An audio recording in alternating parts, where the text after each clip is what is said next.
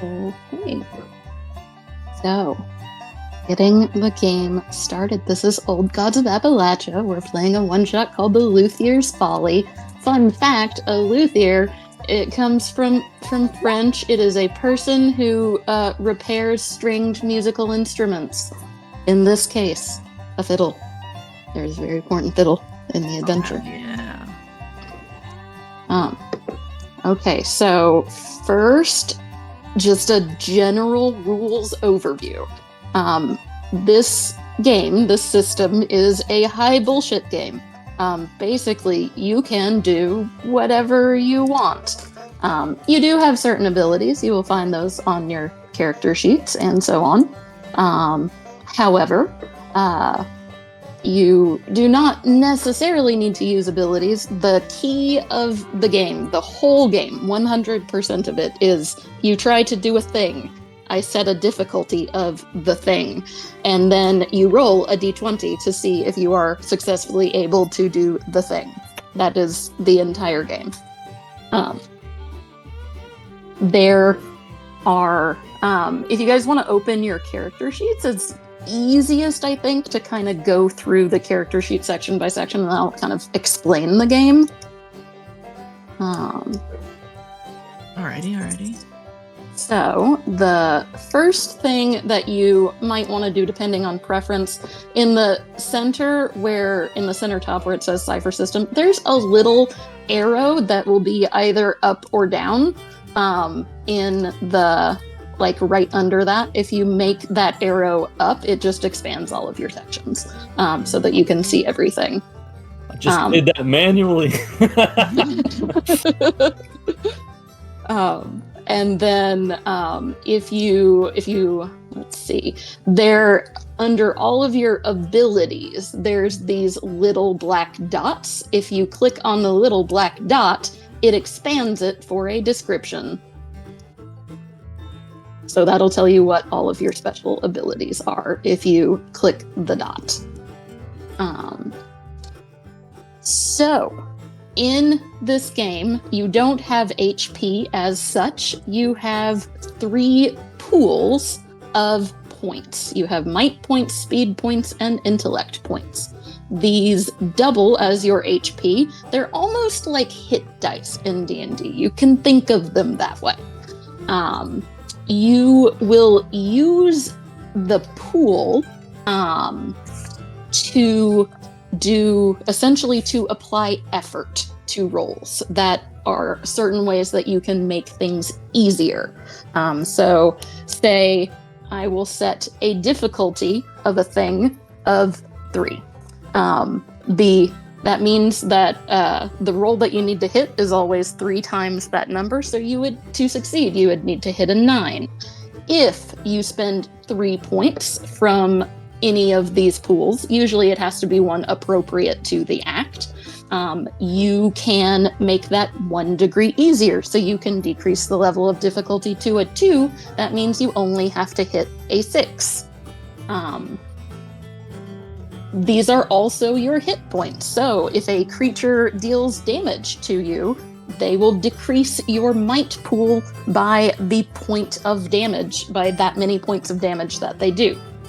Each time one of your pools drops to 0, you go from hail to impaired. That's right next to your pools on the damage track. When you are impaired, it's fairly mild. It just means that it takes 1 more point from your pools to apply effort. If a second pool drops to 0, you become debilitated. And basically when you're debilitated, you're dead in everything but actually being dead. You can't actually do anything. You can essentially move a little bit if your speed is not 0, but if your speed is 0, you can't even move. You are basically just actively dying. And then if all 3 points go to 0, you are actually dead. There are ways that you can heal. You can rest, and you can rest up to 4 times in a day. If you move on to the right, that is the recovery section. Each time you rest, it takes a little bit longer to rest. And you will roll 1d6 plus 1, and you will gain that many points back to add to any of your pools. So you could theoretically be debilitated and have 0 in 2 pools, and then roll a recovery and add 3 to each of the 2 pools that have 0, and now you're back to being hail. But you could drop again very quickly, depending on if there's still something going on. I am sorry that my dogs are barking. Hang on, let me yell at them. They scream. Let them bark.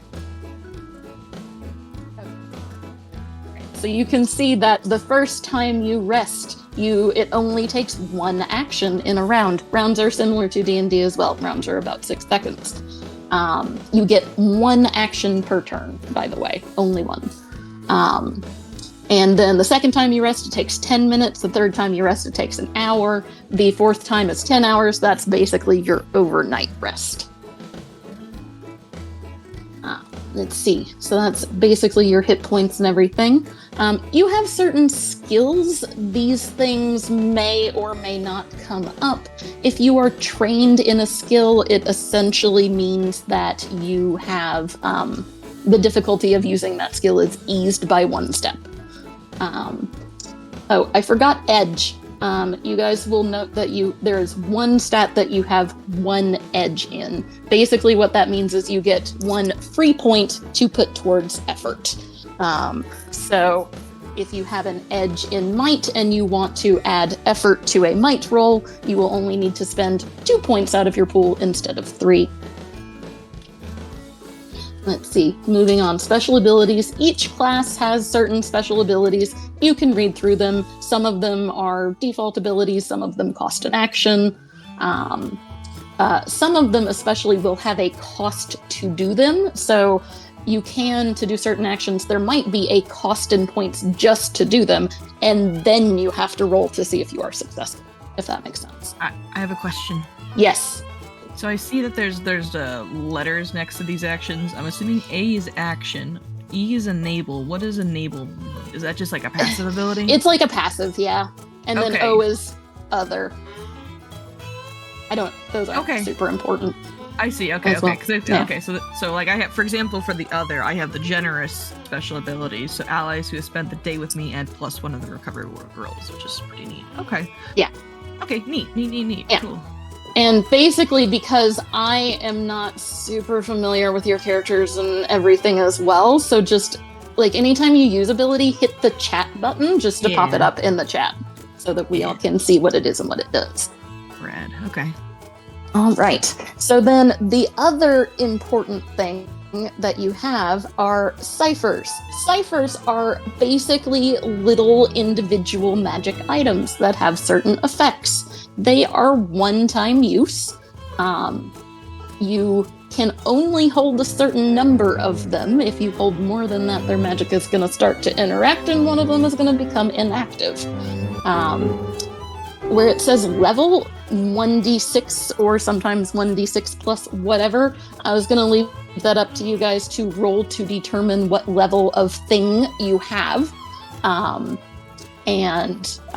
If, for some of them it matters what level they are, for others it don't. You'll see as you read the descriptions. I've pretty much determined the ciphers at random, so you might find that some of them are very useful and some of them are not especially useful at all. So it's these basically, yeah. Cool.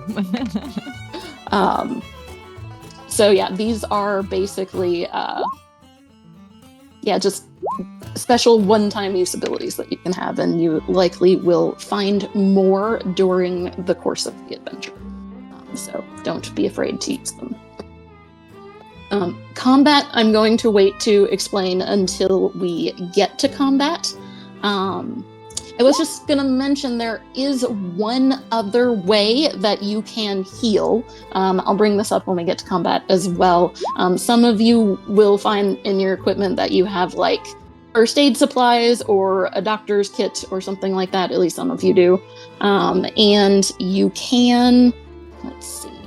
If you go to your journal, I've got 2 PDFs there. Can you guys see those? Yeah. Yeah. Yes. Things to remember in basic game mechanics. Yeah. The basic game mechanics is just a handout that I found. That's basically kind of everything that I was talking about. So if you forget anything, you can look through that. Things to remember are just little things that I pulled out of the book. They're more or less for me, but none of them are secret. You can look through those too. It says what the task difficulties are. And here's the bit with healing. If you've got bandaging material or whatever, you can restore points to a stat pool of your choice. You make an intellect roll, and a difficulty equal to the number of points you want to heal. Very cool. Okay. Yes. Dude, this system looks rad. I'm digging this. Yeah. Yeah, I've heard really good things about Cypher System, so I'm excited to play it. It's been The recovery thing taking longer each time is kind of a neat idea. Yeah. All right. Okay. Let's see. Anybody have any questions about that? I think that's really all that I wanted to go over before we started. I think we're gonna just learn as we go. Pretty Yeah. Yeah. Just All wing right. it. Fuck it, we're doing it live. We're doing it live. I feel like that's alive this weekend. Yeah. It is. Okay. All right. So we are starting out in Stonega, Virginia in 1925. Stonega is a quintessential coal mining town. It's tucked all the way into the westernmost corner of Virginia, right next to Stone Gap, which lets you pass through the mountains into Kentucky. Nestled in a hollow between hills and woods, the town's got all the necessities provided by the Crimson Coal and Coke Company, including 1- and 2-story houses in rows, a commissary or company store, a schoolhouse, a well-equipped hospital, the Stonega Roman Catholic Church, and a rather large cemetery. For a coal mining town, it's got quite a lot to boast about, but one thing rises above all the others: a 2-story community center and theater. One that not only shows the latest movie releases, but hosts live performances as well. And this is where everything happens in this little town. Dances, community theater, pie-eating contests, first kisses, spinning circles, just about everything else you can think of. For the most part, Stonega's a safe little town, or as safe as a town can be that's built on the broke-back spine of coal mining land. Of course, it's got the usual fights, hardships, and mining injuries and deaths, but for the most part, people here watch out for each other, all right, and do their best to take care. All right, so that is Stonega. That is the town. There is a big dance going on tonight at said community center, and let me pull you guys over to the dance. Did that successfully move everyone? I'm really into role-playing. Yay! Yeah. Okay. It's just a picture. There's nothing real special about it. But this is our dance. Yeah, I'm in the mood. Let's fucking have a hout. Excuse me, I shouldn't cuss. This is 19 whatever. I think they cursed back then. They definitely cursed back then. It was a different kind of cursing. Yeah. Or cussing. All right. So all 5 of you are planning to attend the dance tonight, and coincidentally, you are getting in line to enter all at the same time. What a so you're all lined up right next to each other. I'm going to tell you about some other important town members at the dance, and you, as we introduce your characters, you can tell me if your characters are connected to any of these important NPCs. You can have any kind of a connection you want, just don't have the same connection with another PC. All right, so the big draw of the dance is Miss Leanie Reeves, Opaline for the formal. Miss Leanie Reeves is the leader of the beloved local band, Fiddlin' Opaline and the Shape Notes. This younger woman has the fastest hands and the sassiest tunes this side of West Virginia. She grew up around here and often helps her mom out at the general store, but it is music that lights her up inside the most. The Fiddlin' Opaline and the Shape Notes are headlining this dance, and everyone loves them. That is why this dance is so popular in town tonight. Then there is Miss Florence, or Effie, as we call her Thomas. She's a tall, strong woman with a long black braid and the world's best apple stack cake recipe. Perhaps a little bit too intimate knowledge of everyone's goings-on, and she has a voice to make her weep. She sings. She's the main singer of the band, so we will all also get to see her tonight. Then there is Miss Aurelia Norman. Aurelia doesn't like most people half as well as she likes animals, but she believes in the power of community and will give you the shirt off her clothesline if she senses you need it. She is usually dressed in pants and a flannel shirt, and she's got a no-nonsense air that might put someone off, but that all goes away on the dance floor where she moves like one of the wild creatures she loves so much. We have Gaines Cormie. Gaines works the mines all day and night. He works the mines all day and works the whiskey all night. But somehow he keeps keeping on. He's got a wicked sense of humor, 2 wild teenage boys, and a curious nature. If you need a strong arm to pick you up, a dancer to lead you, or a hearty laugh to lighten your day, he's your man. Then we've got Mr. Dion Beatty. Long ago, Mr. Dion dreamed of riding the rails, going anywhere that would take him, but now he's the foreman of the mine, and only goes places in his imagination. He is natty and reserved, hard to get to know, but rumors say he's not afraid of getting his hands dirty for the right price. Then everybody knows Miss Odessa Winburn Malloy. You can call her Miss Odessa. She is everyone's granny and no one's sweetheart. You need fixin', cursin', or general magic making, you come right to her and she'll fix you up. Those are our main attendees at the dance. Of course, everybody else in the crowd are town members. There might even be a few people who've come from out of town to hear the Shape Notes play. All right. I'm going to go in order, in apparently alphabetical order of your characters. Zeke, tell us about yourself. Tell us how you came to Stonegga, Virginia. Tell us if you've got any connection to these NPCs, and generally tell us who you are. All right. Ezekiel, or Zeke to some of the people who are more familiar with him. Burrow? Sorry, names. He grew up in another town that was probably much further out, but still within the Appalachia region. It was a coal town, so actually, you did mention that there's 2 NPCs, I think, that may be associated with the coal mines. I think you may know. Yeah, that's Gaines Cormie, he's a worker, and Dion Beatty, he's the foreman. Okay. Not sure which one, but I'll figure that out. But essentially, he, African-American male in his late 20s, kind of strong with sharp eyes, mostly works odd jobs, rail lines, forest patrols, sometimes even helping to map out old coal mine tunnels. But it wasn't particularly jobs that were offered. He seems to be looking for something, weird signs of what may be natural or supernatural. But he's come to this town just because he needed a little bit extra money. So working the coal mines just to kind of get a little bit of a scratch in his pocket, just to kind of help out.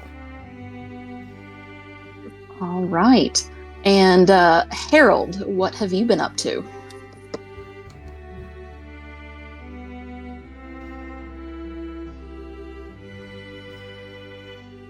Here I am, muted. I'm Harold. Okay. Harold has been in this wonderful town ever since he was born. He's grown up here, he's loved, and he will probably die here eventually. He works at the mines, so he is probably good friends with Gaines and a drinking buddy of his, as well as Dion. But I think that Harold really wants Dion's job, and like he's kind of jealous that Dion got promoted to foreman of the mines, because they know. I think he really wants it, you know.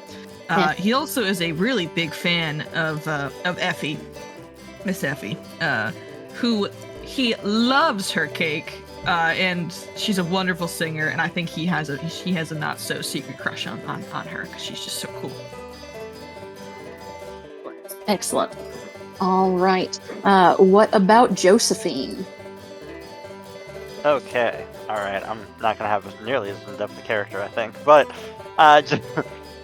Josephine Ann Catherine is from around here as well, more on the fringes of society, as her mom was known to, be a bit of a wise woman of her, of her time. And so it says right here that people have a bit of a trepidation around her, just due to, her mom's legacy. I imagine that while she typically doesn't spend too much time with everybody, she is probably here mostly because, music's good, and the number of people here who seem to have magnetic personalities that you can't quite avoid around here. And there's there is another, and I did not write any of these names down.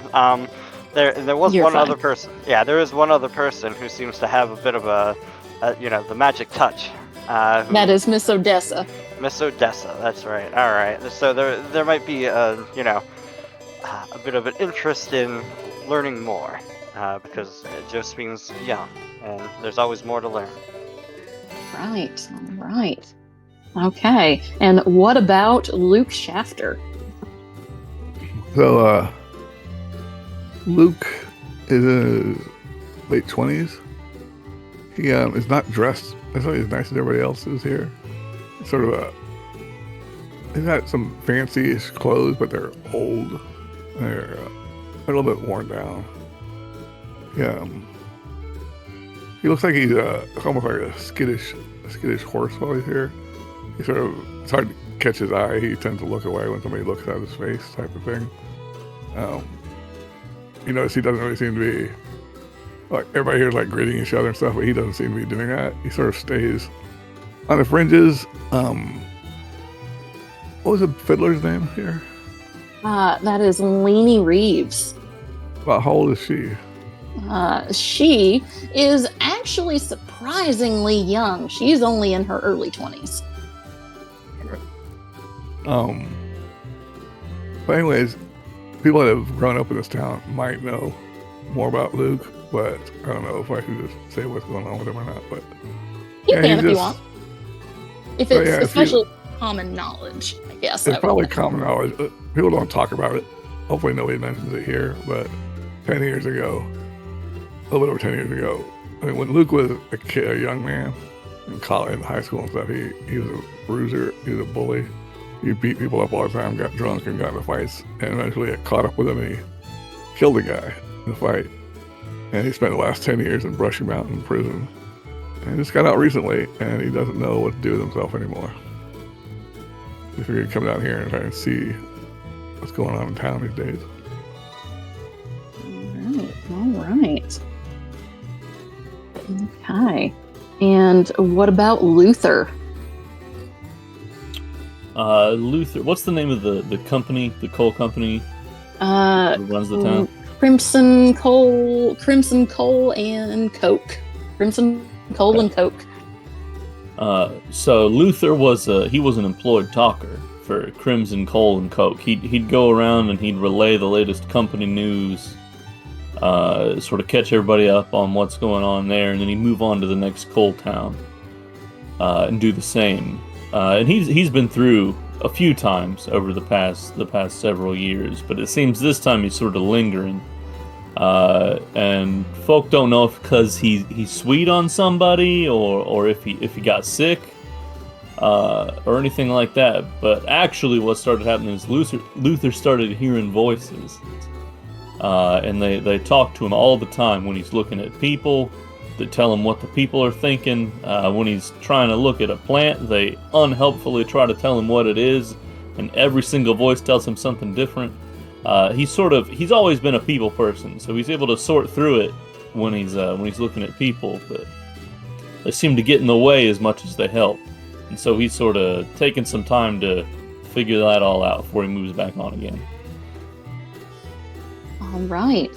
So those are the people standing around you and the people who are working on getting everything set up as you enter the dance. Is there anything you guys would like to do before the band gets up on the stage?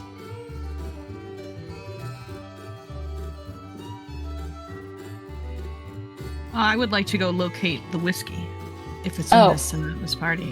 It definitely is in this party.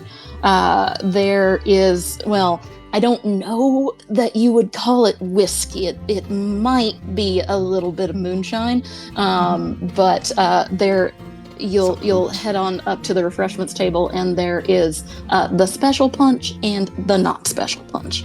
So you're going for the special punch. Oh, I get 2 cups of the special punch, and once I have gotten my goods, I'm gonna see if I can go find Gaines, my coworker, and have a drink with him.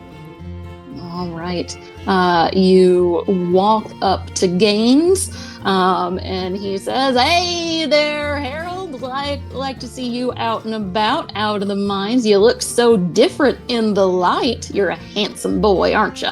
I know. I feel like I should be wearing shades or something. The sun's so bright. I've been down there for so long. I hand him the drink. "Oh, thanks. You know just what I need." And he toasts you with a wink. And any of these young ladies you gonna ask to dance out here tonight? Well, I'm afraid one of the fine dames that I'm looking at is one of the singers here, so maybe I'd have to see if she's available after the party. Oh, good luck, you dog. Oh, shucks. All right, anybody else, or are you all just hanging around being wallflowers? I think Zeke probably would have gone to the refreshments table, but for food, not necessarily drink. Just kind of grab a little something, and just kind of walk around. All right. I will say, go ahead, Luke. Go ahead. Well, let's go head over to the refreshments also and get some food. And he sort of like washes the punch bowl for a second and make sure he gets the non-alcoholic one. And he's like wandering around. He's basically trying to see people he might have known before he went to prison, but he doesn't want them to necessarily see him seeing them. Yeah, So and you will notice that people are kind of giving you some side eye and whispering a little bit, but nobody says anything outright. When he does manage to catch his eye, he just kind of tries to smile and nod at him. And he's going around the thing, and he gets to the front where the bandstand is, and he sees Effie, and stops for a second, and he seems to be struck by her. That's about where he is right now. All All right. Anybody else? This is the first time Luther's been in such a big crowd since he started hearing voices, so he's sort of hiding over here by the stables area, trying to slowly work his way in as he gets used to the ruckus in his head. As you're standing off in the corner, Miss Odessa will wander past and check on you, see if you're okay. Are you okay, honey? I know, well, I got an idea what's going on, and you're gonna make your peace with it. I know it's a little noisy in here, but you might be surprised about how the voices in the real world tend to shut up the voices that are inside. So why don't you come on in, honey, and get a drink? Yes, Miss Odessa. Thank you. All right. Anybody else? I imagine that Josephine is standing in the shadow of a post in a corner away from everybody else until something draws her attention.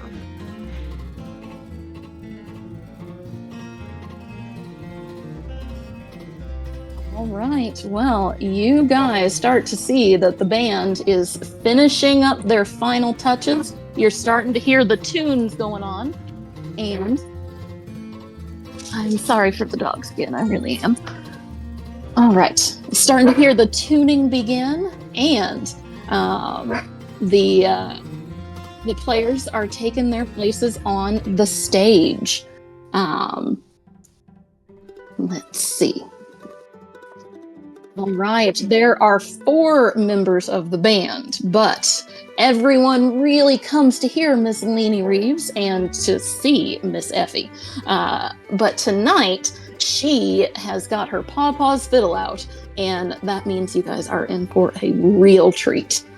The first song is a very sweet melody. It gets everyone joining in. You are dancing, tapping your feet, clapping to the music. The second song is an even more lively tune. It starts out the same way.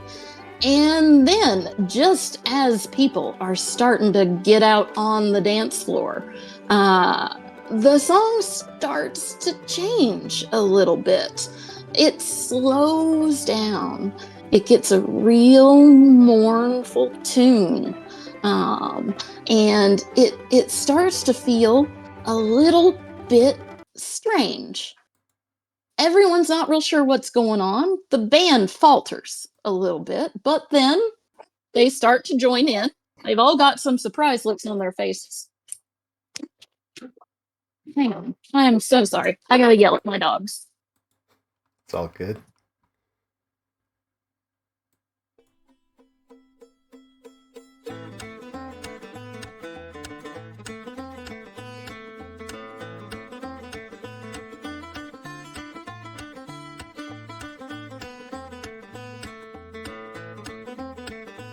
Sorry.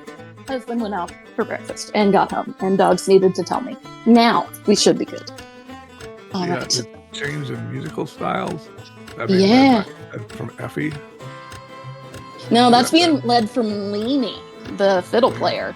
Oh, Leanie, the fiddle player. Okay. Yeah.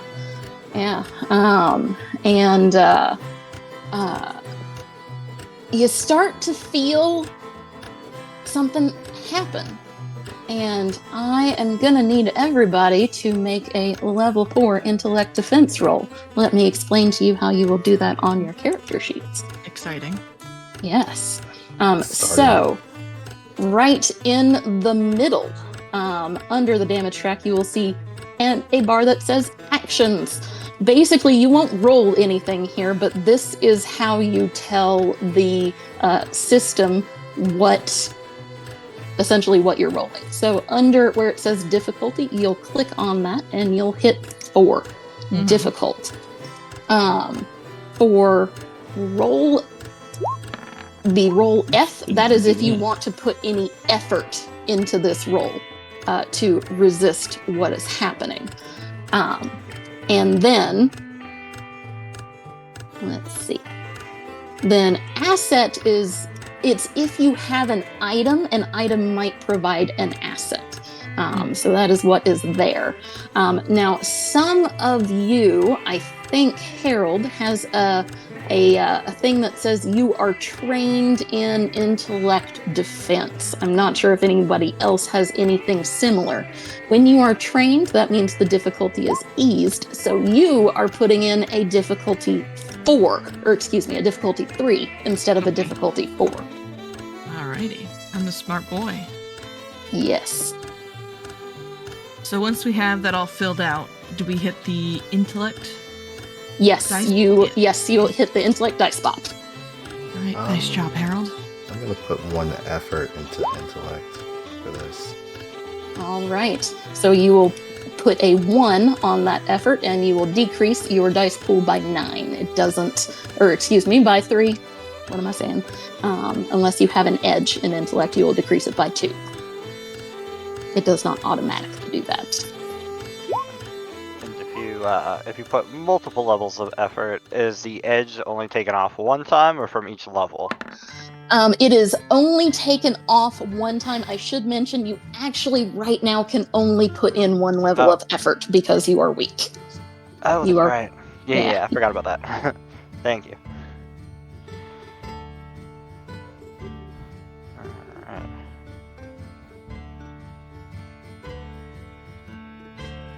So let's see. Luther, you feel fine. Harold feels fine. Luke feels fine. Zeke, you Tell me what happens. you do not feel fine. So I need you to roll a 1d6. And I don't have anything to click, so just hit /R, 1d6. There's also a You can dice click on the roller. dice in the, yeah. Yeah, on Oh. the far left. Yeah, there's a dice roller that pops out.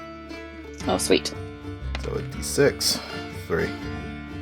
All right. So your brain, your head starts to feel a little foggy. As you're looking around, you're seeing the people around you, these people that you have lived with for all or most of your life, and just their names aren't really coming to you right away. You're having trouble thinking of certain words. Going forward, you are going to be hindered on all tasks involving memory. Nice. Uh-oh. Then everybody else is doing well. Very good, very good. As you look around the room, you start to see some changes taking place in the others. People start to seem a little older. There's more wrinkles. They're going gray. Their spines are getting crooked, and their dances are starting to slow down. In particular, Gaines, he had been getting his boogie on next to you, Harold, and all of a sudden he cries out in pain. He says, "Oh, my hip! Oh, Well, my hip." You all right? You all right? Well, I thought, this hip bothers me sometimes, but oh boy. And now he's starting to hobble around. And as you look closer, he's got a little bit of gray in his hair. He's starting to go all salt and pepper. Oh, jeez. I need to get my ass checked. Come on, buddy.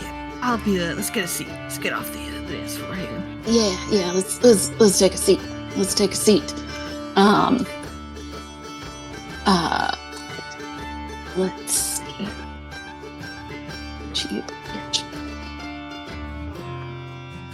All right. Luther, you are standing next to Mr. Dion, and he bumped into you as he was dancing. He said, "Oh, I didn't see you there. What?" And as around you, everybody is starting to get more and more confused. People are starting to cry out a little bit. He yells out, "Now, everybody calm down, calm down." But even though he's yelling out for everybody to calm down and stop, Miss Leanie, she is still playing. And she is just kind of in a frenzy. It's starting to sound weirder, and it's starting to pick up, and she's looking off into the distance, and you guys are not sure of what she's seeing. Anybody, what are you guys getting up to now? Luke was seeing people look like they're in distress, so he's trying to help them out a little bit. Like help somebody to a chair if they're suddenly old. Yeah. He spots the violinist up there, the fiddler. He wants to try and, if nobody's doing anything with her, you look around and see somebody's in charge that's going to try and stop her from playing. If not, he'll go up there himself and try and separate her from her fiddle. Yeah, currently. While that's happening, Luthier also wants to try to talk straight into her mind with his inside voice ability. What the fuck? What? Oh my god, you got a freak. Holy. We have a fucking telepath here. Oh my god. Hell yeah. I just got a shotgun, dude. All At right. least you got a firearm. I got a hatchet. He doesn't exactly know what he's doing necessarily. He's looking up, trying to meet her eye, and then thinking in his head, what are you doing? Yeah, so what happens is Dion seems to be the only person who's really trying to take charge, but he is distracted trying to get everybody around him to calm down, so he's not paying any attention to what is happening on the stage.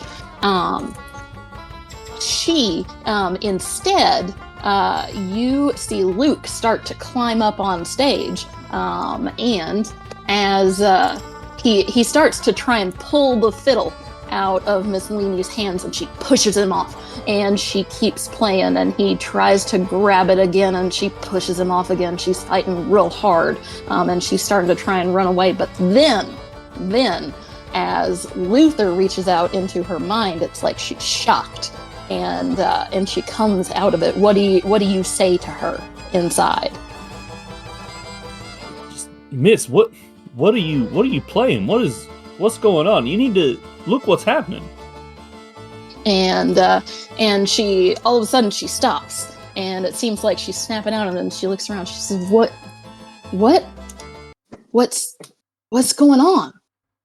When she seems to come around, Luke just steps back and takes his hands away from her. All right. And do you say anything else to her? I don't rightly know what's going on, but it seemed like your fiddle playing started it.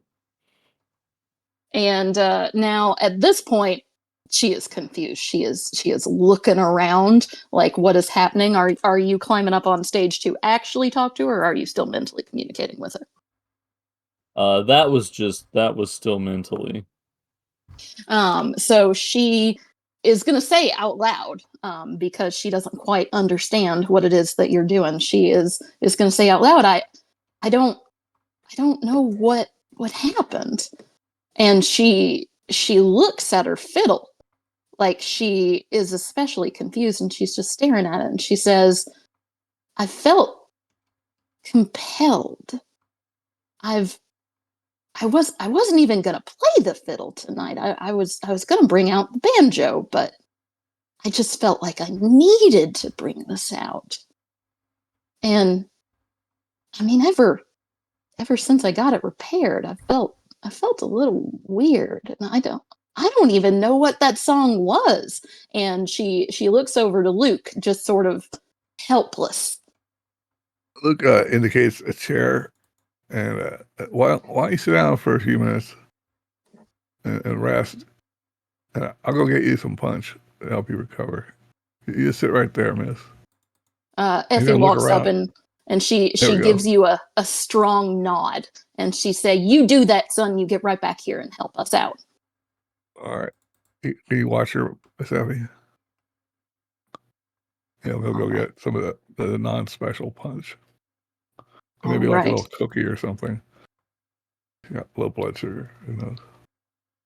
Anybody else? What are you guys getting up to? I'm just gonna be leaning against the wall, trying to focus myself back in, because apparently my head is ringing something. And what is Miss Josephine getting up to? She's gonna come on out, and she did get a nat 20 on that. I don't know if there's any major effect or things that she might have picked up Ooh, on. I didn't She's even seem also like you did. she's also Yeah, trained in understanding magic, so I don't know if yeah. that's helpful. It is. So essentially, especially let's say that you were up next to the stage and you heard everything that Miss Leaney was saying to Luke and to Luther, even though she didn't realize she was. And you would realize that something is very wrong with this fiddle. Hmm. Well, so what? So you said you got this fiddle fixed, huh? Something wrong with it? Well, it needed a good restringing and a good tune up. There's nothing really wrong with it, but you know, it's an old fiddle. It belonged to my papa, and I heard Miss Gilman over at the boarding house. She said that there was somebody in town who was a luthier who might be able to take a look at it, and I took it over to him Hmm. last week, and I mean, there I don't know what happened. It didn't look any different. I mean, it looked a little nicer, got cleaned up and all. All right. Have you used it since then? What, besides tonight? Well, I mean, I've been practicing, but nothing really happened. I mean, I don't practice in front of people. You never practice in front of people. My goodness. Maybe it's because of the crowd. Hmm.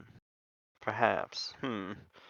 And as you are talking, Miss Odessa walks up to you on stage, and she nods at you. She says, I see that you have an idea of what's going on too. You notice, as you are looking at Miss Odessa, that she hasn't really changed at all. Her hair's a little bit grayer, and she takes a bad step, but then she seems to come back. So she looks real tired, like she's been doing a lot. And she says, we need to find this Luthier, and um, I gotta help out everybody here and see if I can um, fix what's going on. But Miss, you seem like you might know what's going on. So why don't you get a few good, strong friends and see if you can track down this Luthier? You be careful now, you hear? Yes, Mr. Dessa, absolutely. You look real good. The ones that are standing right there next there. Let uh, me see. Look, drop off a cookie and punch for her. yeah. And um, then as you start to leave the stage with your two new friends, Miss Odessa is going to reach out and she's going to put a hand up um, and stop you.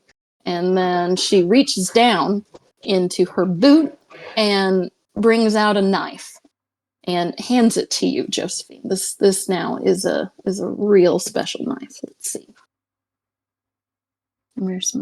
Where's my information? It's an artifact. Oh.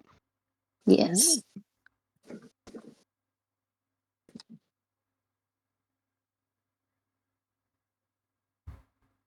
There it is. It's not on the same page.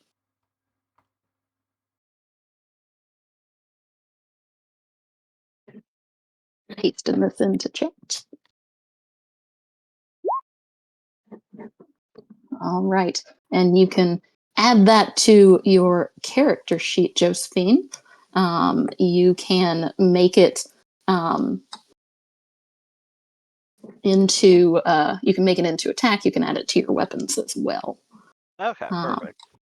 And an artifact came out. That means everybody gets 1 XP. So you can go up into the right corner where it says XP. You can change it from 0 to 1. And here is how XP works in this game. It is not how XP works in other games. You can use XP to level up. You probably won't want to because this is one shot. Primarily, the way you will use XP is as an intrusion. Essentially, you will use a point of XP to bullshit away into making something easier or better. Or there are times when I, as the GM, can make an intrusion and you can spend, I think it's 2 XP to stop me from making the intrusion. And in the journal under that Things to Remember PDF, if you pull that up, each class has their own special intrusions that you can do. Those should be listed in that. The apologies to the speaker, it was on 2 different pages, so I copied and pasted it from 2 different pages. I think they're wrong. Yeah. Oh, I see. There it is. Okay. Yeah.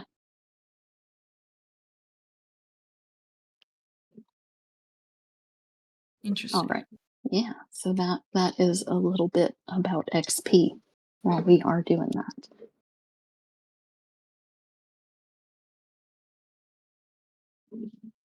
All right. Okay. So now we have Josephine starting to lead Luke and Luther down off the stage. Harold, while you are getting games situated, you see something important looking like it's happening up on stage. And you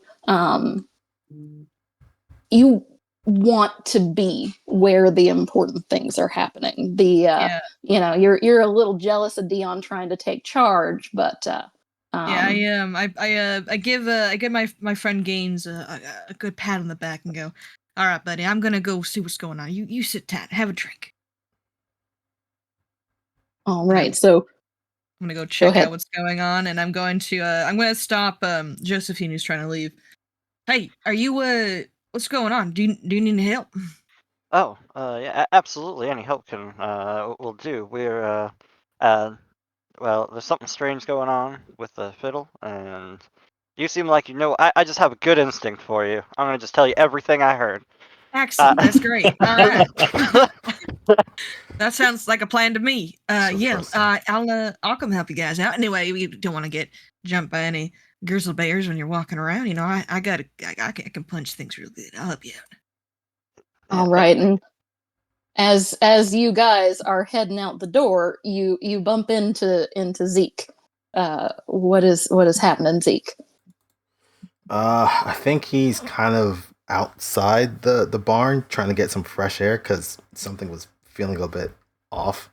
So he's just kind of trying to recenter himself a little bit, and he bumps into these people.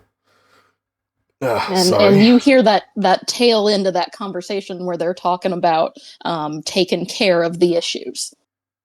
What's going on? Oh well, you see, you seem like you have a good head on your shoulders. Something strange has happened inside, and I explained everything. In particular, you would understand that Zeke, having been around the wider area, might be a good resource as a guide if you end up needing to head out into the woods. Oh yeah. So there's something strange going on with the spittle. We're gonna take a look into it. We gotta go to try to find this Luthier, and who knows what else where it might take us. A good guide is always helpful. All right. I could probably use a walk anyway. Luke heard Harold say that he was good at punching things. Now Luke's sort of surreptitiously scoping him out.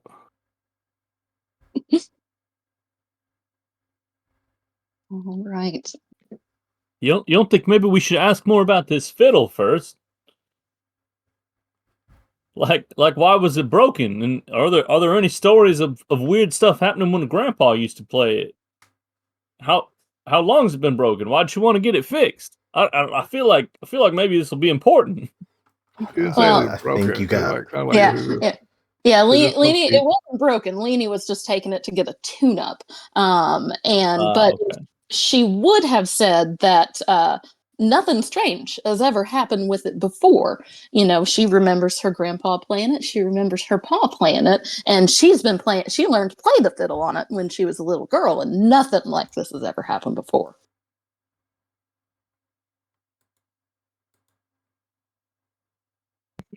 Sounds like that Luthier did something.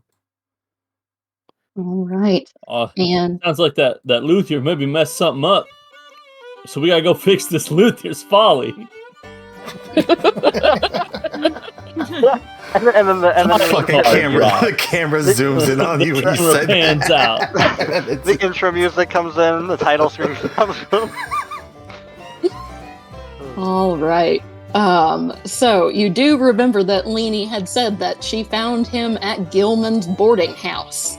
It is a small building in the northern part of town that has a reputation for its no-nonsense rules and excellent meals. Some say the miners who stay there can work twice as hard for twice as long as those who eat elsewhere. But nobody knows whether that's magic or just imagination. It is run by Miss Ruth Gilman and her partner, Biddy Connor, and the house has about a dozen rooms that are always full and a dozen boarders who are always respectful. Miss Ruth is a tiny woman with a big dress and a bigger presence. And Miss Biddy, her nickname comes from her size. She is tall, broad, and there is nothing Biddy about her. She does all the repairs, keeps the boarders in line, and sees to it that somebody takes care of Ruth. I think Zeke probably is staying at that boarding house. So if that's where we need to go, he'll meet the others there. Yeah. You would, if you were staying at the boarding house, you would have remembered the Luthier, one Pollard Bales. He seemed a little quiet, a little reserved, but you actually hadn't seen him in a couple of days. You didn't think anything of it till now. The Luthier, right? There was some quiet fellow that was at the boarding house a couple days back. That may be who you guys are looking for. Well, let's go see if he's still there. Notice anything off about him? He mostly just kept to himself, honestly. Quiet guy. I mean, he hasn't been back in a couple of days. That's probably the weirdest thing. I mean, if it's a boarding house, you might just moved on. Yeah. I don't know. May have to speak with Miss Biddy and Miss Ruth. They may know a little bit more.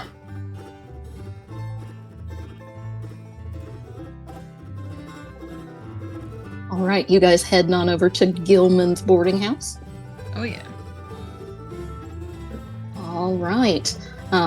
As you walk in the door, you see the common room is pretty empty. Everybody's down out at the dance, but you hear some people moving around in the kitchen. And right. I assume you guys are heading into the kitchen. Yeah. Zeke will kind of knock. Go ahead. How do we want to tackle this? Should we all like friendly or accusatory? How do you want to do this? This isn't even the Luthier. I think maybe we just start off all friendly. Friendly? All right. I'll be the big guy with the muscle and the gun if anything goes wrong. They're two Maybe nice don't have women. the gun out quite yet. Yeah. Oh no. We never know. Zeke will kind of knock on the door frame. Miss Ruth, Miss Biddy, you in? Yeah, and they're turning around. They're starting to get things ready for breakfast in the morning. Ruth looks at you with surprise. She says, "Zeke, honey, what are you doing here? I thought you were going to be at that dance all night like everybody else." "Oh, honey, you don't, your hair? Did you dye your hair?" And Sorry. she walks up to you and she's like, "No, that's great. Zeke, honey, what happened?" I think this is probably the first time that he's heard this, so he goes to look for like a mirror. Some And- sort of haunt or something. Is there's this fiddle. I don't Ah. know. It was like nothing I'd ever seen before.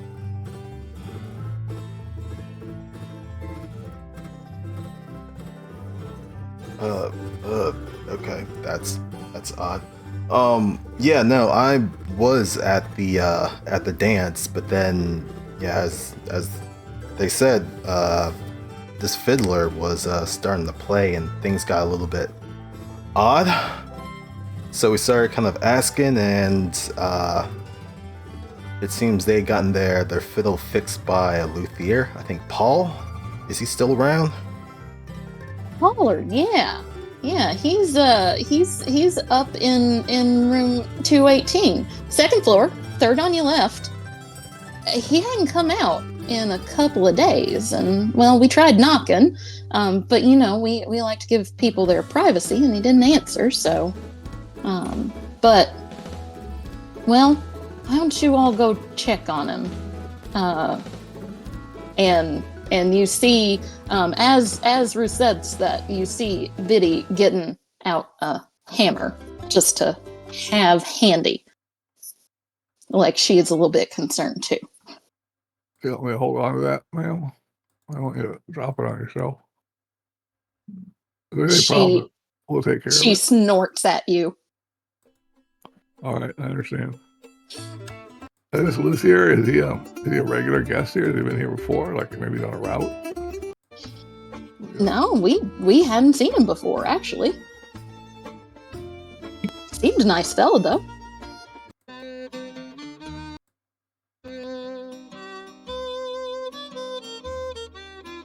Anyone come visit him? He hadn't had any visitors since Miss Leamy. He didn't. He was just kind of hanging a shingle out, and well, you know, not a lot of people are super musical around here, but Miss Leamy, she was real excited to meet him. She said her papa's fiddle needed some work.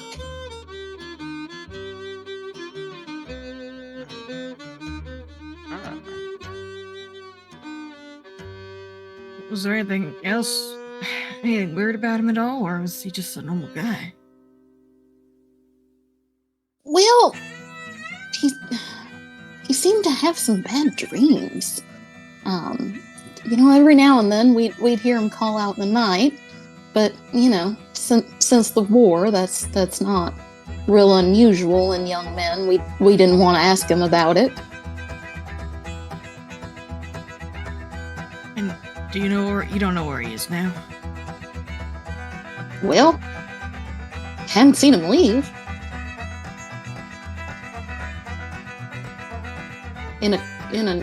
Tomorrow we were probably gonna get out the key and check on his room, but we thought he was in there resting. Would you like us to do it for you? Well, I think that sounds like a mighty fine idea. And she will hand you a big ring of keys. I hand them to Josephine. Oh, okay. Grabs a big set of keys. All right. Let's go up to the room. That was said, and I definitely remember. 218. 218. Sorry, I'm not taking no notes. I am worthless without my notes. I should have started taking notes. Dude, I got That's notes. okay. Notes. That's Remember, okay. I got you.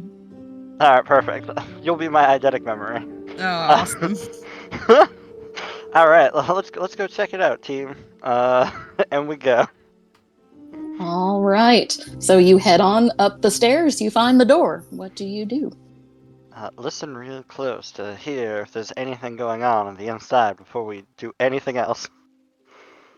Let's see. I am gonna have you make a roll to see if you can hear anything. What kind of a roll am I gonna have you make? Probably an intellect roll. Do you have any special abilities that might help with that? You do. You are trained in perception. Yeah. So, let's see. There's my things. Let's see. I'm gonna call this a difficulty 3. You can make it a 2 because you are trained, and go ahead and make me an intellect roll. All right, let's give it a try. Oh, wow, terrible. That's the opposite. I'm proud of you. Oh, I'm proud of you. I really yeah. am swingy on this. 20 then a 1. Let's see what night brings. Oh, it brings the GM yeah. intrusion on that Yep. one. That was real close. All right. As you are leaning in gently, something bangs on the door, and like it ran into the door on the other side, and you jump back. Ah. Something banged off the door. It fumbles with the keys. Can't find it like in a horror movie. Just they're going everywhere. Just hoping someone takes it from them. Luke will reach out and take No, him. it's the one that has the room number on it, right there. You just got to put it in the door. I got it. I got your keys. Thank you. Let's see which one looks like it fits in there. All right. You guys unlock the door. Inside the small room, it's the air smells strongly of fresh cut wood and rotting fruit, and you see a middle-aged man curled up on the floor. He's moaning in pain and shivering. There doesn't seem to be anybody else in the room, and you are wondering, did he just throw himself against the door? Is that what that was? Is anyone a doctor? Hey there, fella. You feeling okay? And What was this guy's he- name again? I'm kind of faltering here. Allard, I think. Oh, okay. Pick him up and put him on the bed.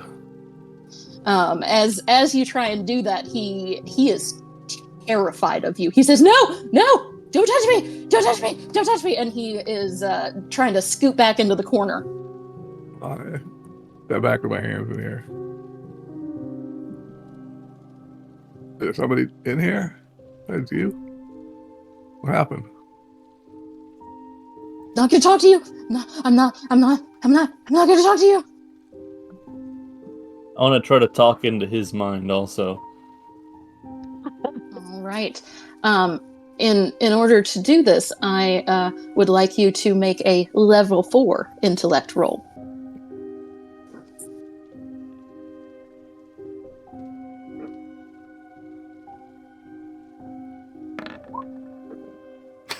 Yeah. Oh my gosh! Yeah. Nice.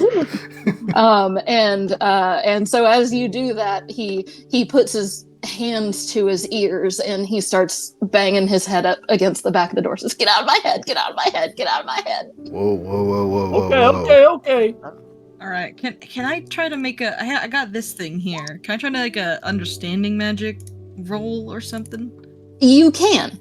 Okay. That is an inability. Sorry, that means Oh. that you can't use Oh. it. That you actually have no knowledge of magic. Sorry. Okay. But there Well, might be some among you who do. Oh, I You don't see. even have to Inability. roll a natural one. You got it. Inability to understand magic. It looks like. Oh, I didn't. Oh, get dang. Do that. none of you have an ability? Some of you have to. I will change Josephine to an ability if nobody else has one. I feel like I think I'm trained in understanding magic.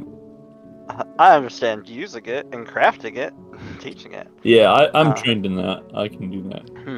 I do So like have. I Okay. share the ways and Is this signs, and I is guess it I a look core at stuff, again? but I can't understand magic. I can understand not Yeah. using it, but I feel like that's just. Let's see. Yeah, well, to be fair, I'm uncanny, so like I think I just get it, but it doesn't mean that I understand how it works. Yeah, you're the sorcerer, not the wizard. Yeah. All I do know right. this team. Oh yeah, that's true. That's true. It looks like Luther got it. Yes, Oh, yeah. Luther did get it. All right. So, Luther, you feel like this man might be cursed. He feels a little familiar to you. The way he's acting, it seems similar to when you first started hearing the voices. Yeah, I think this fella's been afflicted by some sort of curse. I mean, other than just like the obvious, he obviously looks like he's not doing too great. But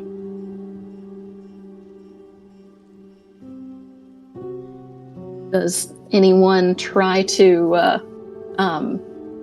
essentially, as he is now, you understand that you're not gonna be able to get any information out of him, and you've got to find some way to. You could certainly try to lift the curse, but at least tamp it down enough to get him to come back to himself. Okay. Can I try to... Okay, I have this ability called pleasant social interaction, and I'm trained in it. Mm-hmm. Can I attempt to have a pleasant social interaction? You Calm him can. down. Okay. You can soothe him like he is a nervous pony. I will. Yes, I will soothe him like he's a nervous pony. Okay, so it will be a be? difficulty 3 for you because you are trained. Okay, it's demanding. All right. Should I try to effort this? This is You have 4 rests per day, so you have lots of resources right now. Which is this a intellect skill? This would be an intellect, yes. Okay, so I have a very low pool of intellect. I'm starting to realize Harold might be a little dumb. So I can use 1. So I'll bring my pool down to 8. Let's see. Or do I put one in edge? Or you would decrease it by 3, I think, 3, to do okay, 1 okay. level of effort. Yeah. All right. So I'll put it down to 6, and then we'll bring it down. Or leave your pool at 9. Decrease the top number. Sorry. Oh, the top number. Current. Yeah. Duh. Yeah. And I'll go ahead and make a pleasant social interaction at difficulty 2. Very good. Success. Hooray! All right. And as you start to come through these terrifying hallucinations that are trying to attack him, he seems to see a friend in you. He grabs onto you and says, "What?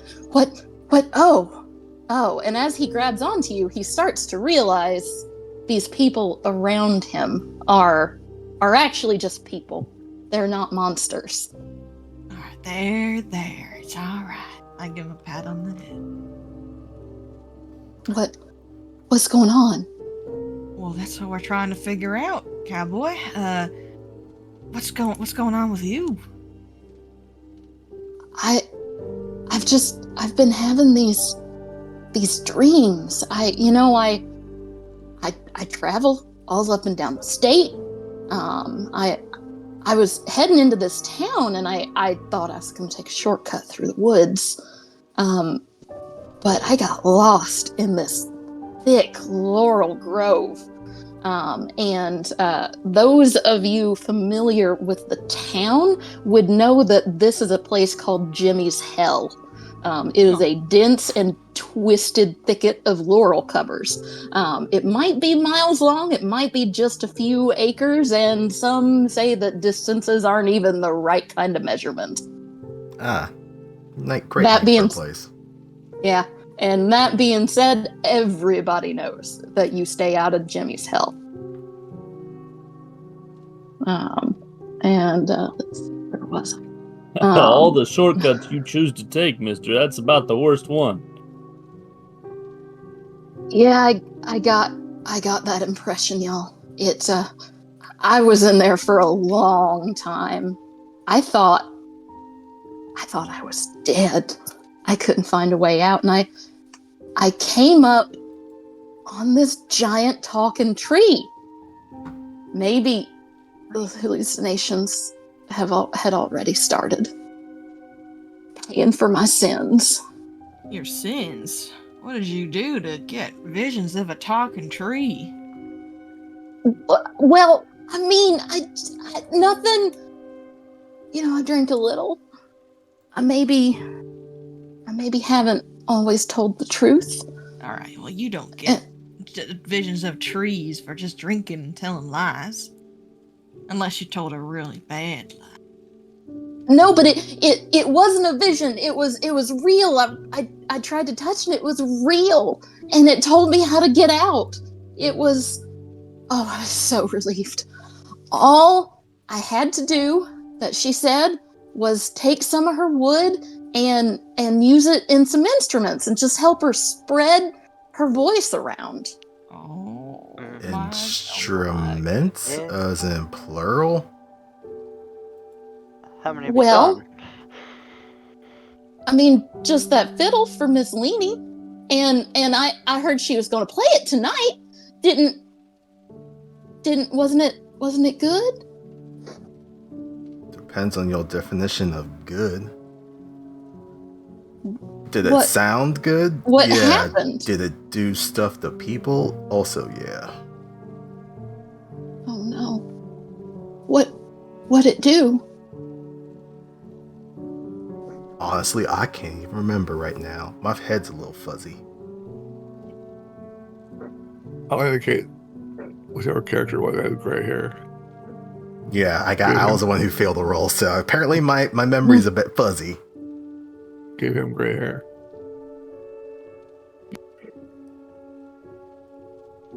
Quite a few other people there seem to get old or confused. Oh. Started aging right in front of us. Yeah. And as you say that, he looks at Zeke and he suddenly realizes, hey, oh God, your hair's gray now. I saw you the other day and it was not, oh God. And now he is starting to get scared again. Oh no, I think I'm supposed to be 28.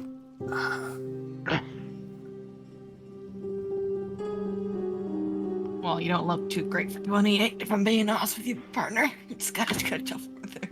Thanks. All right, so Luther. Sorry, I just had to look through everybody's character sheets to make sure. Luther, you being a speaker and a fast talker, you start to recognize that this man may not be telling the whole truth. Can you make me a level 3 intellect roll? But you are trained in detecting falsehoods. So you can make it as a level 2.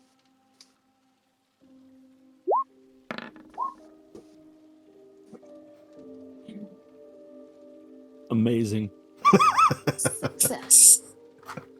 Oh no, you did fail. No. Oh. You can't. Another way that you can use XP is to reroll things. Just go put that up there. I forgot to mention that before.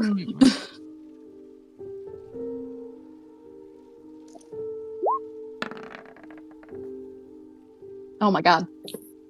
This is amazing. Well, you do feel like he might not be telling the truth, but you are not sure.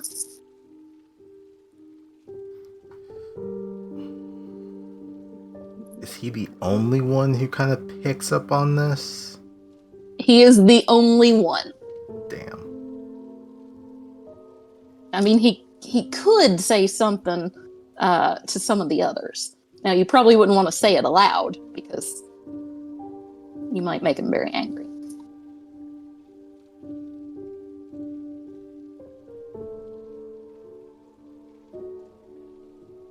I can open up my inside voice to multiple people. It lasts for 10 minutes. Oh, that's true. So I'm gonna start pulling y'all in. And like, hey, I don't know, something about this doesn't seem right. I feel like he's leaving something out. The rest of you suddenly hear Luther's voice inside your head. How do you react to that? Immediately look straight at him, like, what the fuck? I look up to the ceiling into the sky, and I wait for more words from the Almighty.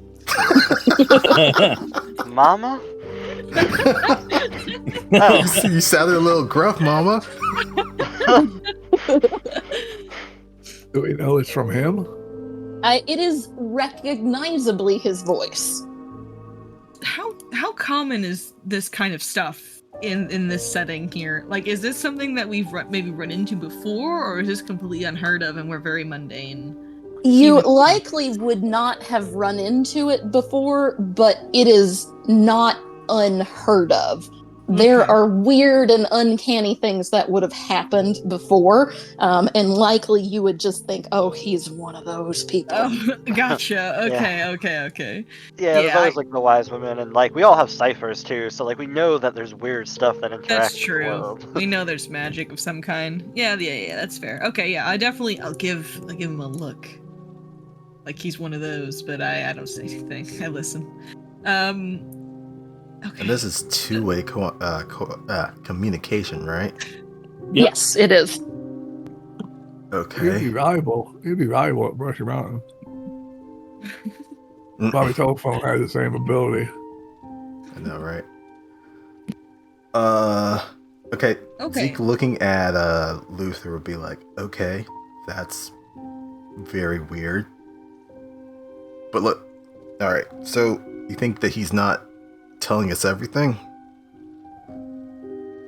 I think he's holding something back. Don't rightly know what, but I guess during that conversation, just to keep appearances, so we're not all just staring at each other like weirdos, just gonna be like, "Oh, can you describe this tree in better detail?" You know, out of curiosity. Well, it was a big tree, about as big around as a dozen men.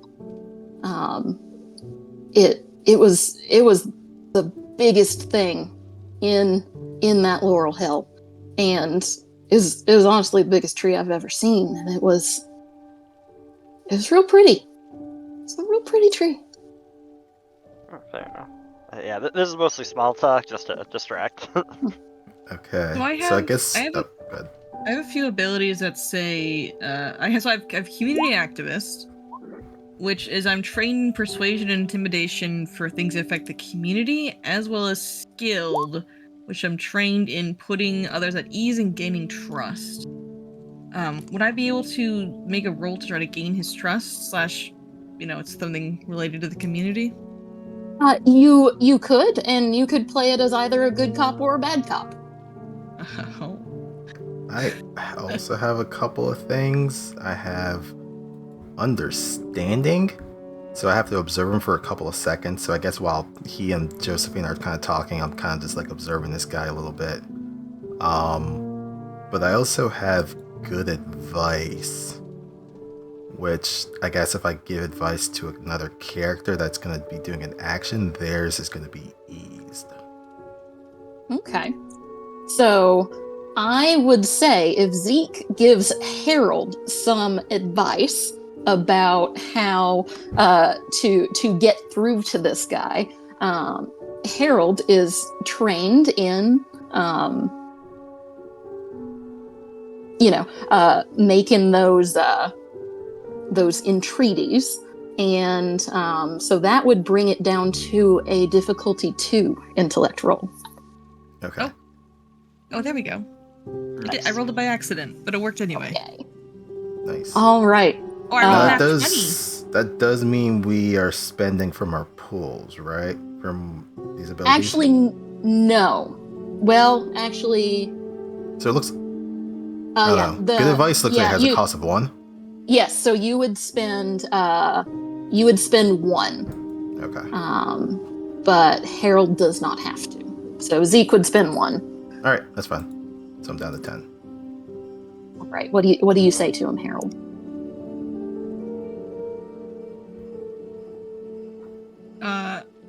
Harold, Harold's just gonna tell him everything's gonna be okay, and I won't let anyone hurt him, and I'll take off my jacket and just kind of put it around him. You know, I'm a protector. I'll keep him safe. He just needs to tell us what's going on. He clings to you, and he looks you in the eye and he says, "You're so kind. That wasn't the truth. I'm sorry, y'all. This is all my fault. I deserve it. I deserve it." No, don't beat yourself up. Things happen strange all the time. But the only thing we can stop him from being strange is if you tell us what happened. The tree, she didn't give me that wood, not for that. She told me she was a prisoner in the middle of that place. And she said that if I would find a way to free her, she'd tell me how to get out and I'd be okay. And she gave me a piece of wood and a map was carved on it and I could get out, and I was so relieved. And you know, I got back out here and it was so, I mean, that doesn't happen, right? I was hungry and I was tired and I must have made it up, you know? I must have just made all that up, and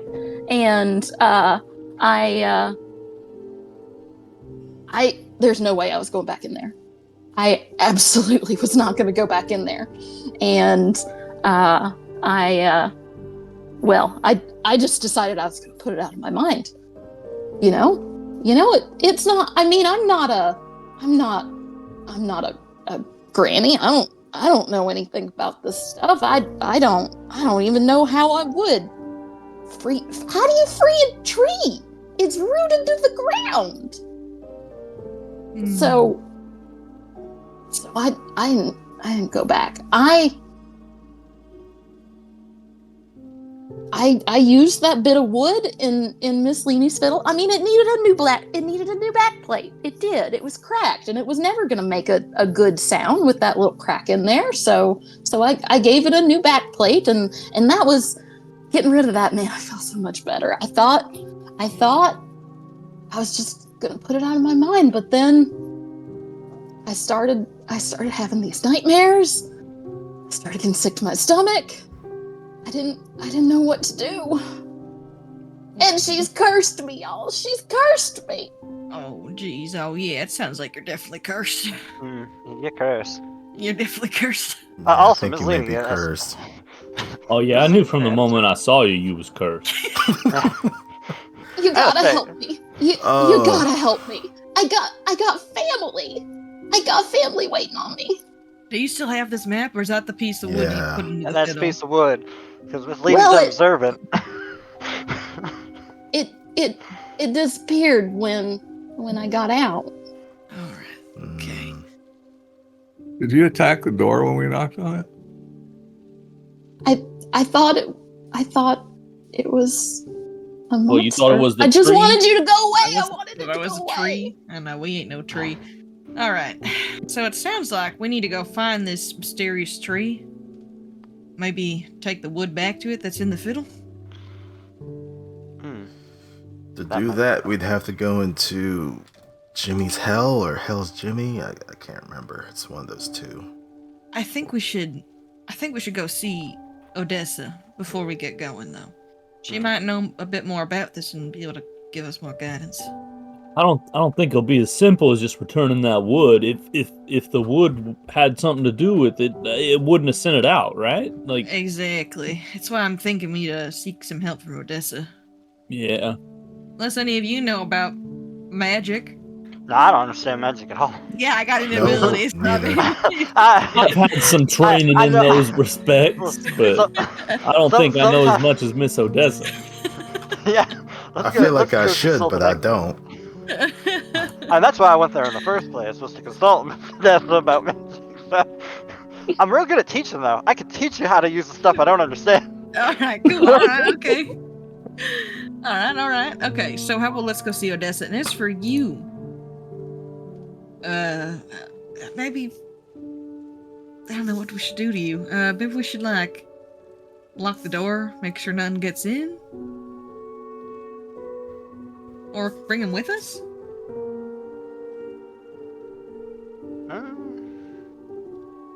He would definitely dissolve into a gibbering mess if you try and bring him back into that place.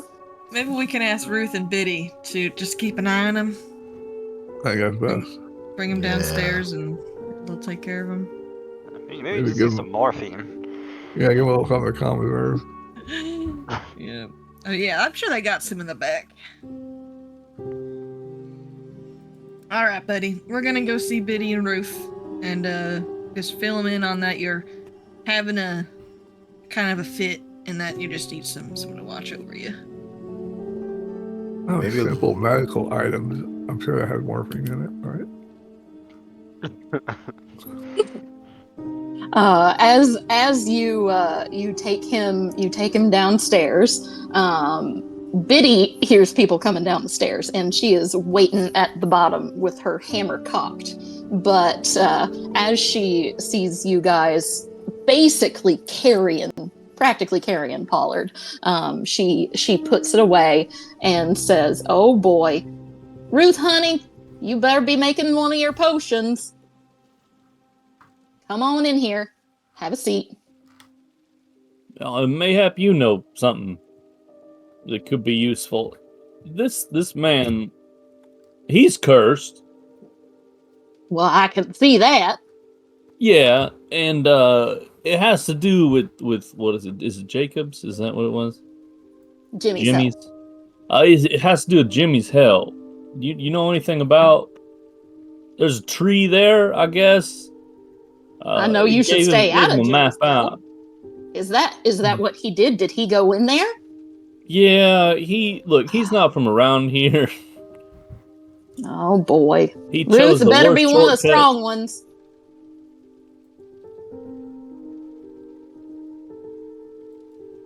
Chose about the worst possible shortcut, I think. But have you ever heard anything about a living tree around them parts? I can't say I have, but I mean anything could be in there, son. Anything.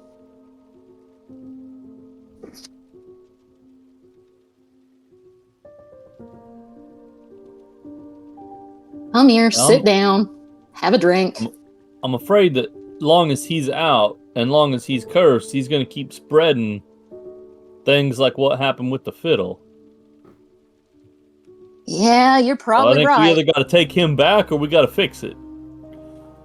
I do think you gotta fix it, but I don't think he's gonna do you any good in this shape.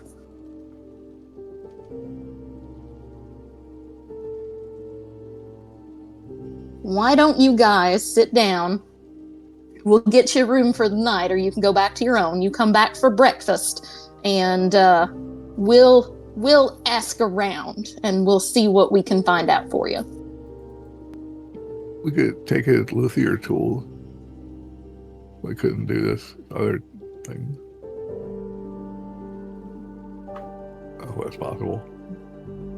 Yeah, I don't know if it was him that caused the thing with the fiddle, or if it was just that it had that wood in it, but I don't think I'm willing to risk either way. Yeah, probably keep his tools away from him for a bit. You hand them here, I'll lock them up.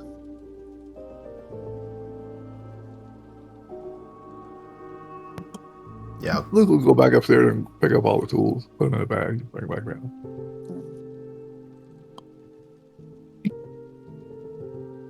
And Biddy will close them up, and she'll say, "We'll take care of this, and then we'll make sure he don't go nowhere.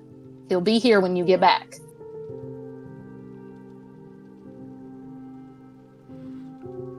But do we want to head out in the morning to go look into this, or strike where the iron's hot, or whatever? I think maybe we still go talk to Miss Odessa, see if she knows anything, and then come back in the morning, see if they've gathered any more info here. Bruce says, don't you worry about that. I'll invite her around for breakfast. Oh, that's perfect.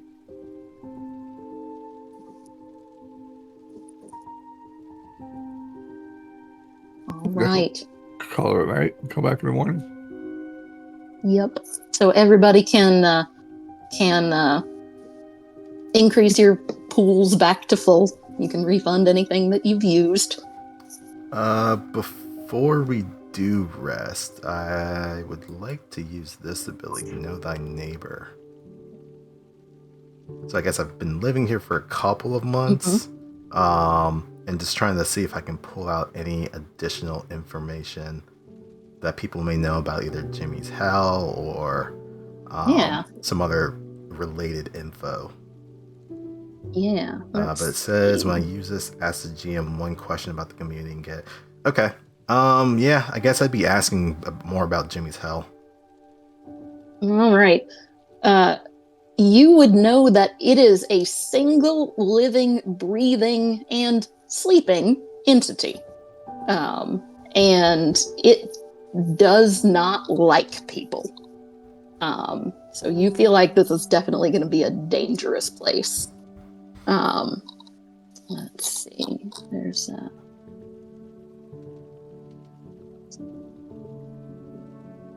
this adventure is not organized super well. There's another bit. Basically, the gist of it is that you know it is called Jimmy's Hell because maybe 20 years ago, a teenager named Jimmy said that he was gonna he got dared to go in and he was gonna prove it, and he never came back out. So that's why they call it Jimmy's Hell. Gotcha. All right.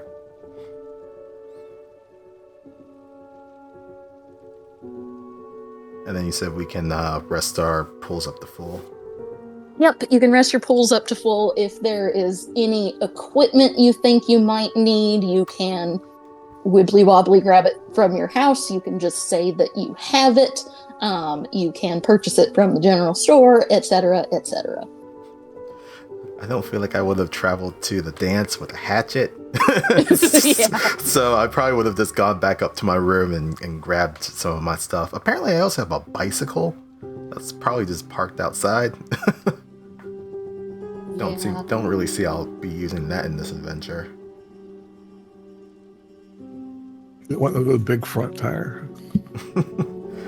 It's got the big thick tires so I can go through trails.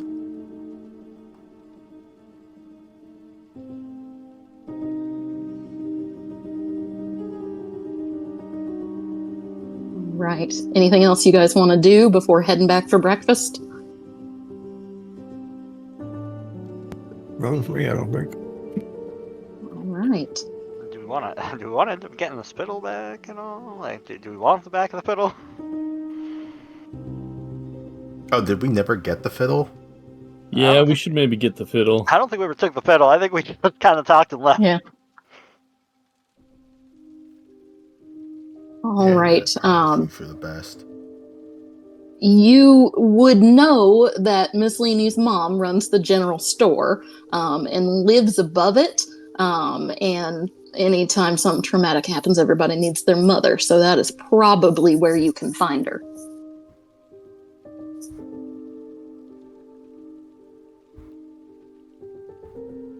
All right. Let's go. At least, one of us will go. I'll go. All right. So you head up to the general store. Obviously, the store is locked up tight, but there are definitely lights on upstairs. So you can knock at the side door. Knock, knock. And let's see. And an older woman comes down. She is the spitting image of Leanie, just an older version. And she says, How can I help you, sir? I'm sorry, I'd usually invite you in, but there's something going on. Oh, yeah. So, yes. We're kind of following up on the whole Miss Leany thing. The fiddling incident. It wasn't her fault, you know. It was Oh, not her. She didn't do nothing. I agree. Oh. Nope. I'm just. We think it might have something to do with. Listen, we're just gonna tell you straight. The Luthier think it might have dabbled into something he shouldn't have touched, and we're just looking to procure the fiddle temporarily whilst we investigate this matter. Oh, okay. Well then, I guess you should come in. And she leads you up the stairs. Yeah, perfect. And Leanie is sitting on a couch, just looking out a window, and she just seems defeated.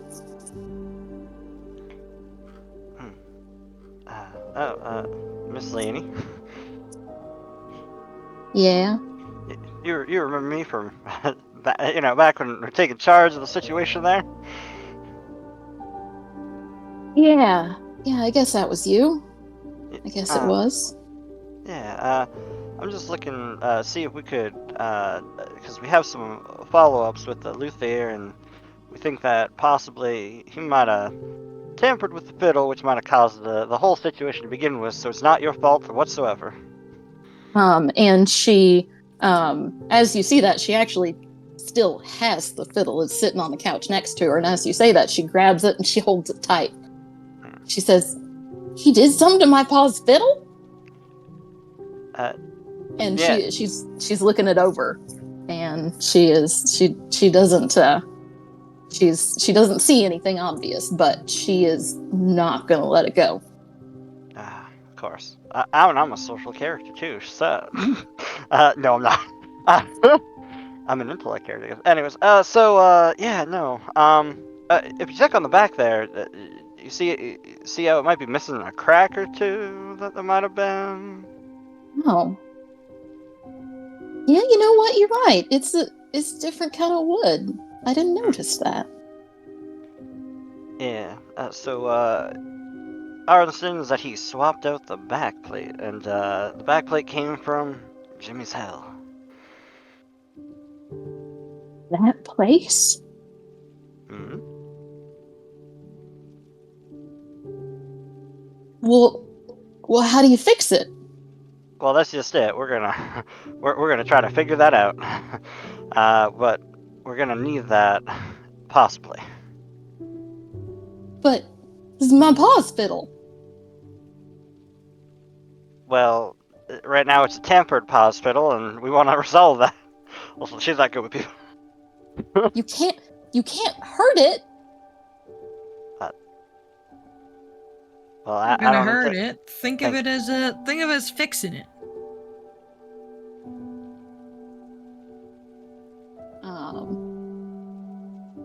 I am gonna need you to make me. I am gonna call this a level 5 intellect roll to convince her to give you the fiddle, and also that you are not gonna break it or destroy it. That is the biggest thing that she is worried about, is that you're gonna destroy the fiddle. Okay. Would you like me or Scotcher to roll? I guess probably Scotcher, because he's doing most of the talking. Yeah. Okay. Alright, well, I will spend some effort on this. This is still the night before? Yeah. Okay. I got the edge. No, not 23, 13. Alright, I'll spend some effort. You said level 5? Yeah. We got an effort. And then... Alright, do we have anything else here? I got nothing. I have helpful. I don't know if this helps you, but whenever I happen to create a character, that character gains the benefit as if you were trained, even if you're not trained. Okay, so that would be an asset 1, and then you have eased it 1 by spending your 2 effort because you've got edge.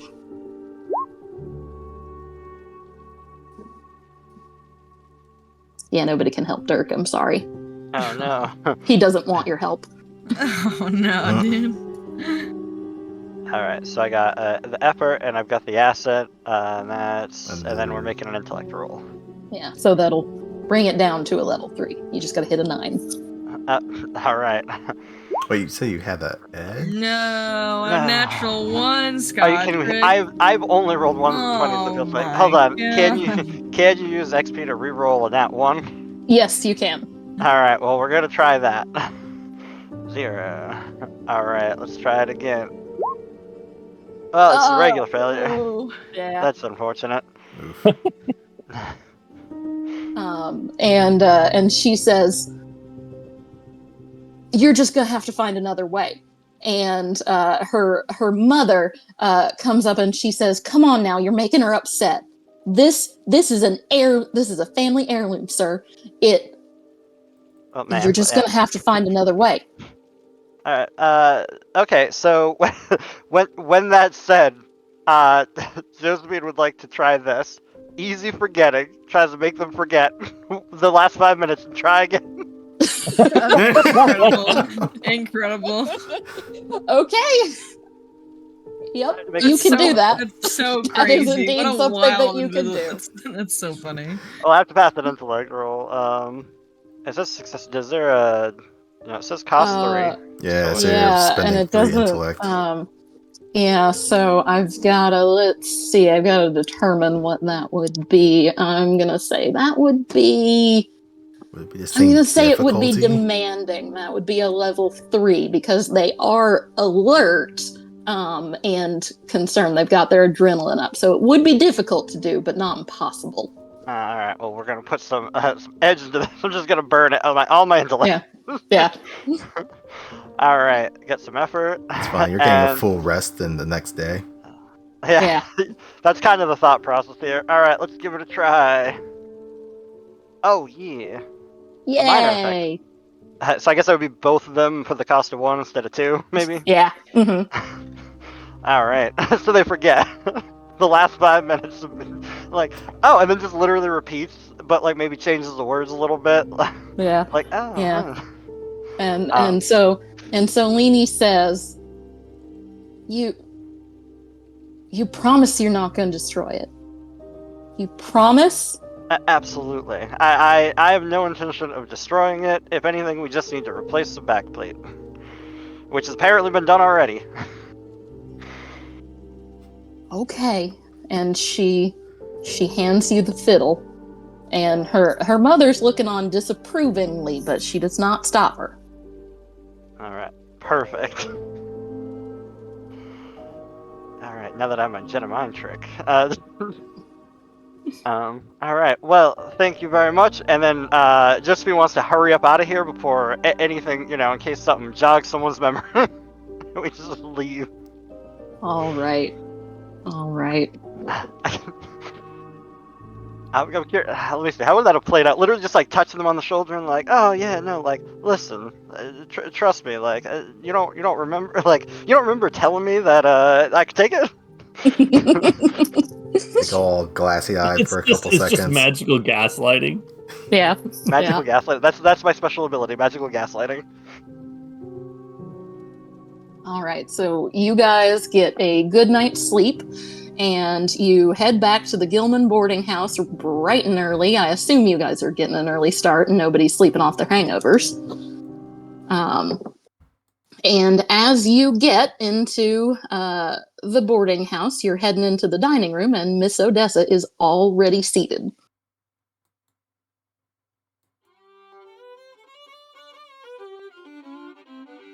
And as you walk in, she says, "Ah, there they are, our heroes. Come on, sit down, have yourself some biscuits. We got gravy coming up in just a minute." Oh, I do like gravy. All right.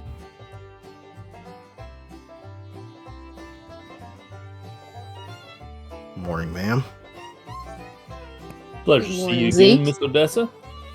And Zeke, as you enter the room, your head starts to feel a little bit clearer. You think it might be just because you're next to Miss Odessa. Okay, that was going to be my question. If my memory got better over the night, or okay, so it's proximity thing. Interesting. Yeah, it's not better, but it's a little bit better less when you're foggy. around her. Okay. Yeah, Do I still have the gray hair? you do still have the gray hair, Damn. but your mind feels better. Okay. You're starting to have clear thoughts. It's the first clear thoughts you've had in a while.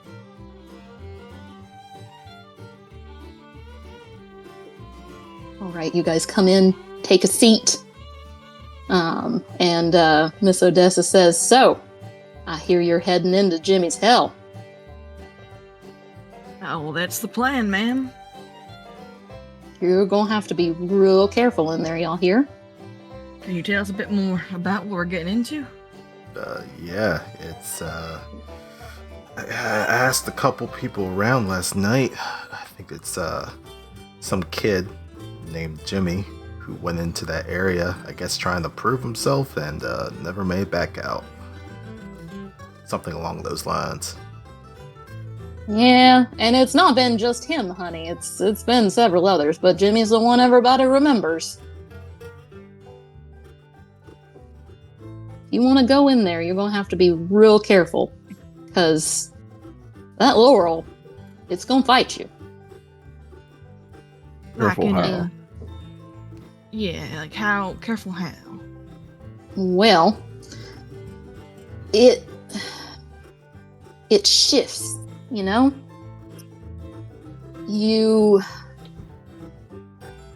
Well, that's why there's no maps of it, honey. Nothing stays. You take a map one way, one day, next day is going to be different. Oh, that's just There's grand. paths, though. There are paths. They might take you where you want to go, or they might not. And there's stuff hidden in there. There's creatures, old creatures. And, well, the trees themselves. Trees might try to fight you too. All I know is that if you're careful, if you do your best not to make her angry, you might be able to make it through.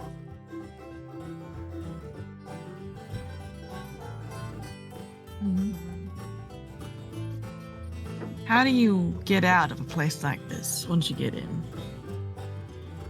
Well, I heard that that Pollard, he got out with the help of that tree. I don't. Well, I think the tree.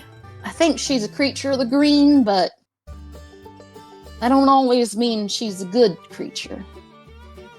I suspect that if Mr. Bales had done what he said he was going to do, then none of this would have happened.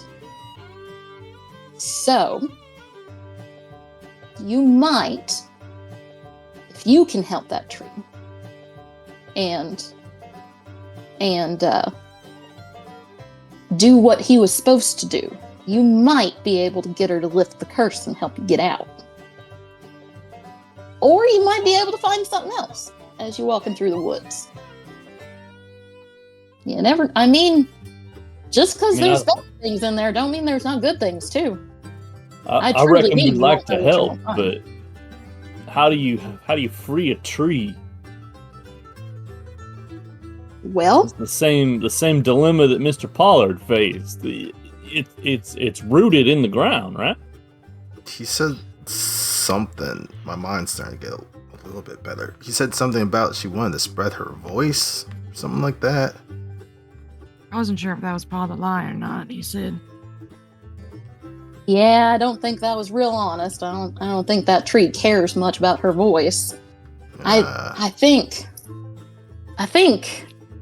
well, she might be a guardian. Let's put it that way. When Green gets something like this, if she's trapped in there, there might be something worse that she's preventing from getting out. And she might, well, who knows how long it's been. She might be tired of her job. Now, maybe if you convince her that you're going to succeed where he failed, you might be able to get out and find some help in some of the towns around here. There are some very powerful witches that might be able to give you some assistance. But it's going to be hard to make her believe you, because one person's already lied to her. Well, I think I can now complete she don't talkatory. necessarily know that, right? We can say that we're recruited by Pollard here to help her out. We just need more information. It's not exactly false. Well, He might just be an idiot. that I doubt that'll work, honey. That promise, it's a bond. It's a bond, and she knew that he didn't even intend to help. That's why we're cursed. Then maybe she'll be able to tell that we intend to help. Well, that might work. That might work. Or you can kill her. Oh, whoa. Listen, Well- I don't know about that. I mean, If she's holding in something worse, I don't want to get rid of her. Well, maybe she is something worse. I don't know. You're gonna have to do some thinking on your feet. So, I am not familiar with this tree. All I can do is tell you what might be happening. Whole lot of different options.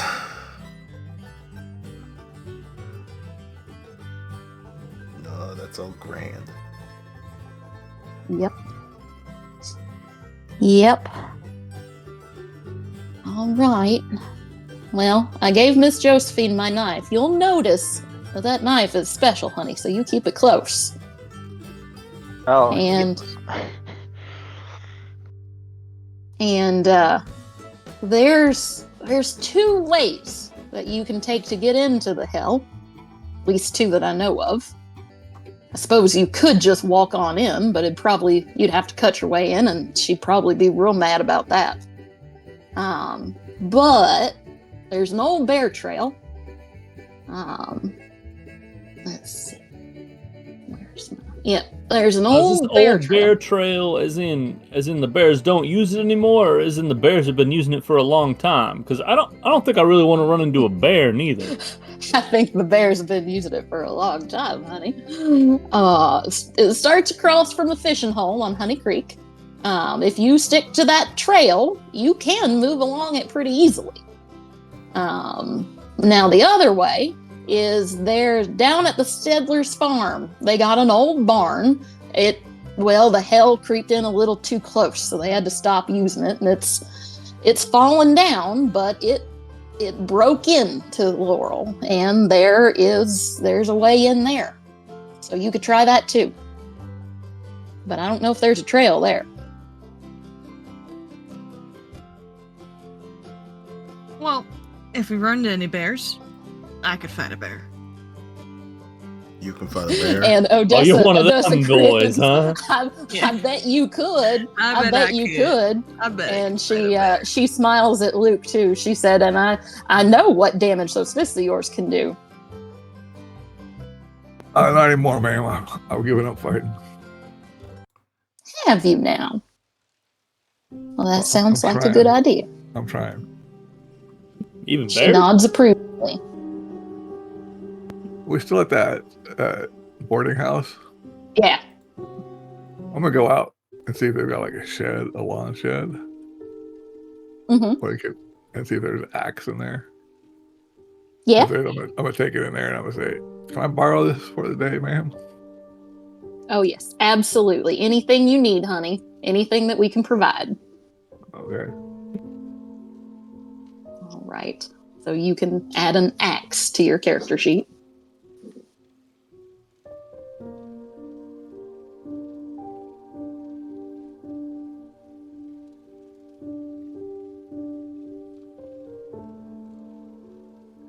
Anything else that you would like to ask Miss Odessa before you head out?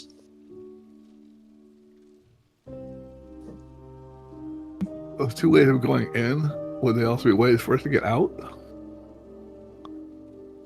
Well, if you can find them again, absolutely. Okay.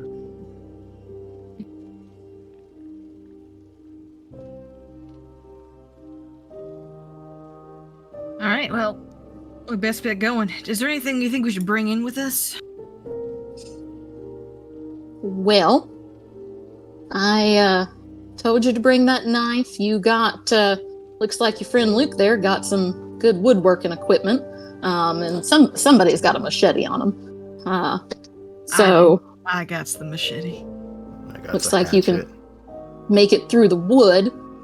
Y'all got camping material. You got rations, because time don't pass there like it does here.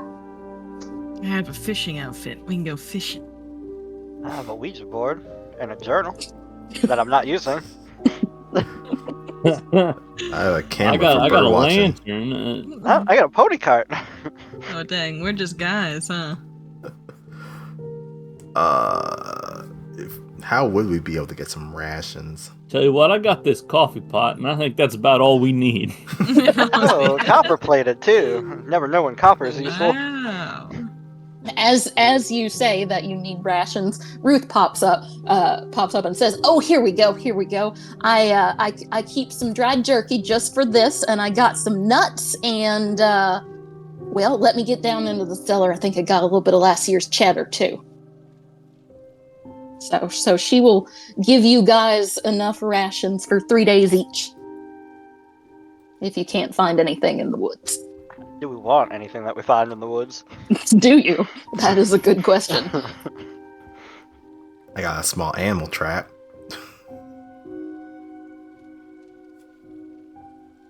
Rations with the size of squirrel.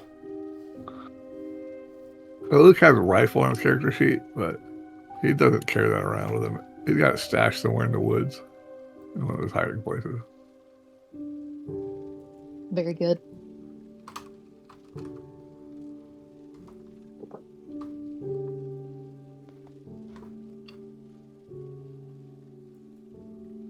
All right. Anything else? I think we're ready to go. All right. So you guys head on out. Everybody is wishing you luck.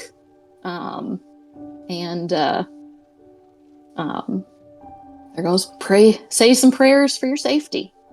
So This place we're going to, Billy's Evil, is that what it's called? Jimmy's Hill. Hill. Jimmy's Yeah. Hill.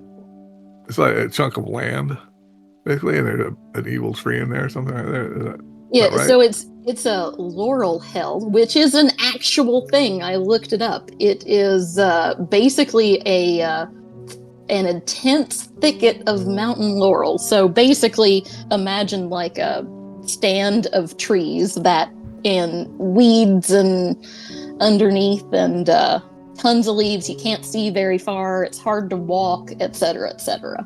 So just like a really thick, dense forest. Oh, Like a Sleeping Beauty. yeah. Or Evil Wondering. Dead.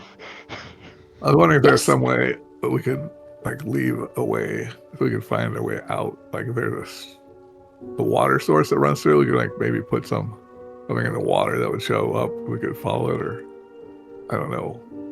Could we like could we do the old breadcrumbs behind us type thing? We get some sort of. Get You something certainly out try. behind us. All right, I'll do that. I'll get. I don't know. Buy some. Traditional is chalk marks on trees. Yeah. I don't want to do the tree thing in this case. Okay. You'll probably be able to find rocks and things like that. So you can probably do that too. All right, I'll do that. Yeah. Before we leave, I think Zeke will kind of talk to Miss Odessa off to the side a little bit. Last night from the dance, my head's been a little bit fuzzy. Not sure if there's anything I can do about it. Though for some reason, if I'm somewhat near you, it clears up a little bit, but...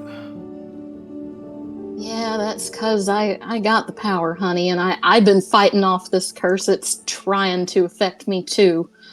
But the only way you're going to get rid of it for good is to get the tree to lift it.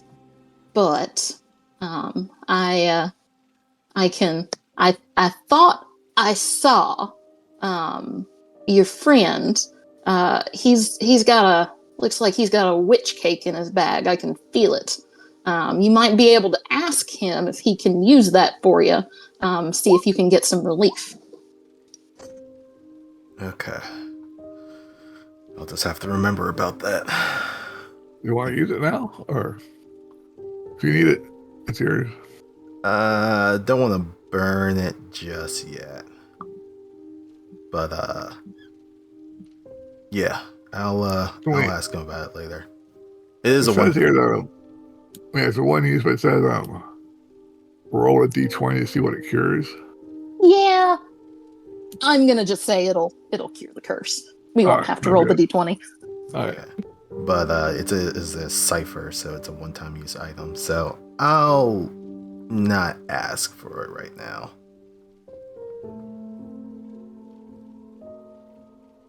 Probably want to keep that for later. All right, thank you, ma'am. He'll go rejoin the others. All right. Which entrance are we choosing? Oh, geez.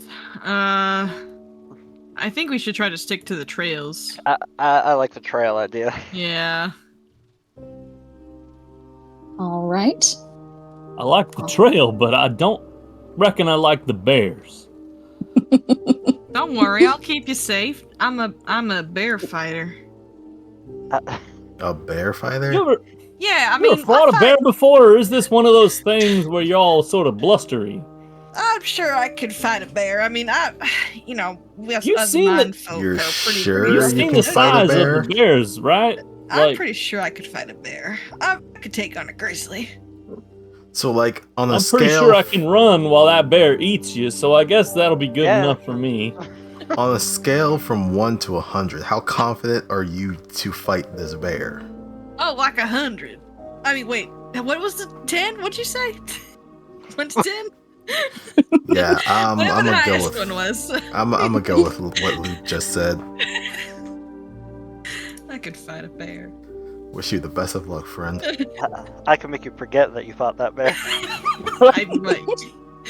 Well, who's to say I haven't fought a bear before? That's happened. I'm just maybe. saying. You don't got no proof, neither do I, because I wouldn't remember. When that bear starts eating you, you mind throwing your gun so that we can grab it before we run off? Oh, I mean, I need. It'll be This something gun to is- remember you by. Yeah, sure. You can take it back to the love of my life, Miss Effie, and Sure. just tell her it's from me, and I'm thinking of her. Well, I'll tell you got ate by a bear. Well, I mean, then I'll come from the door all heroic like after beating the bear up, and then it'll be a huge thing, and then she'll go on a date with me, and we'll live happily ever after. I'm sure she will swoon heavily. Mm-hmm. Oh, All that right. sure looks like hell. Yep. That's what the forest looks like. You've got this tiny path going through it. All right. That was pretty cool, though. I'm gonna say this is probably a good time for a break before we go Alrighty. in. If anybody wants to take a break, have some lunch, something like that. I'm gonna grab some tea and a snack. I'll be right back. I'm gonna All use right. the restroom real quick. Okay. Let's take about 10 minutes.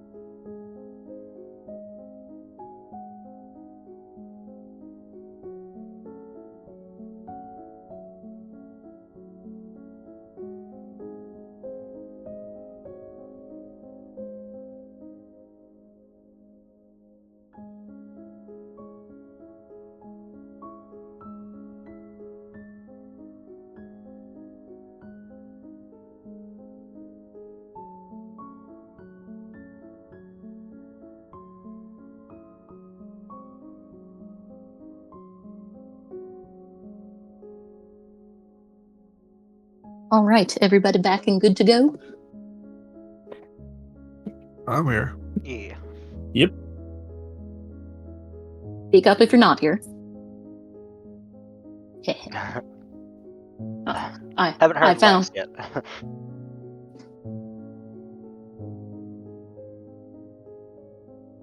the story of Jimmy's hell. I posted it, finally. It was not a teenager, it's old Jimmy Beckler.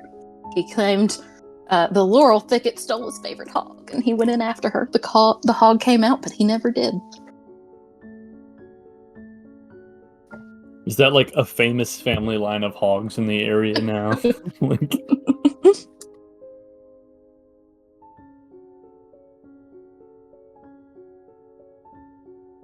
They bring it out for the county fair. Yeah. Name is Little Sebastian.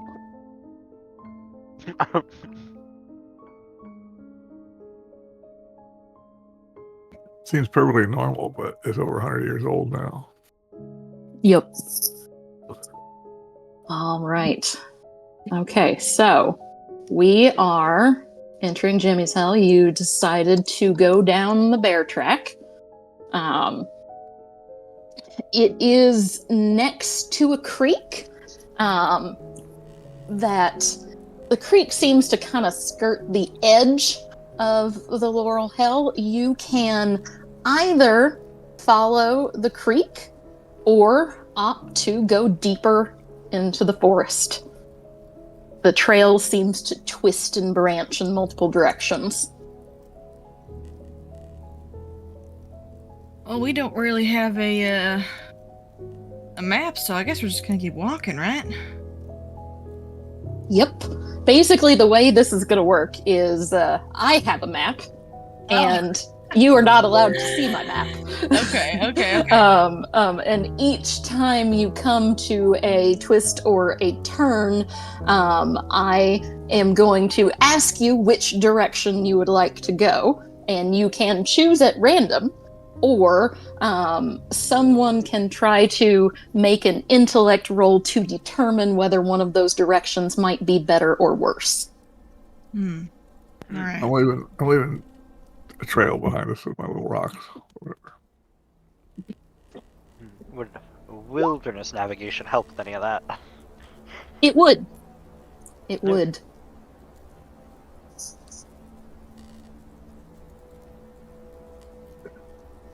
All right. So first question. Creek or trail? What do you think, Josephine? Oh, I'm not entirely certain at the moment. Hold on. Creek or trail? What do we I feel think? like this is we weird. haven't I'm not trained in wilderness navigation, but I have fucking wilderness explorer. What the hell is this pre-gen character? Yeah. Yeah. Mine was a pre-gen too. We should consult with each other and figure out which way we should go. To be fair, wilderness navigation, it just gives a it's basically just giving you like a bonus on it. So you might have other stuff like. Well, let's think about this logically. If you were a tree, would you be by the creek or by the trail here? Well, we're on the subject of logical thinking. Just look around us and see there's trees. This is a bear trail. Yeah. Like a big tree, though, you know, like. Well, if you were a big tree that curses people. You want trails to bring people to you to curse. Yeah, it's not logical, but I'd rather not get my feet wet if I don't have to. Yeah, let's take a look at this trail. I'd rather not get eaten by a bear. Yeah, Josephine sniffs the air, looks around the water, tries to get a read on if something smells more foul one way or the other. All right.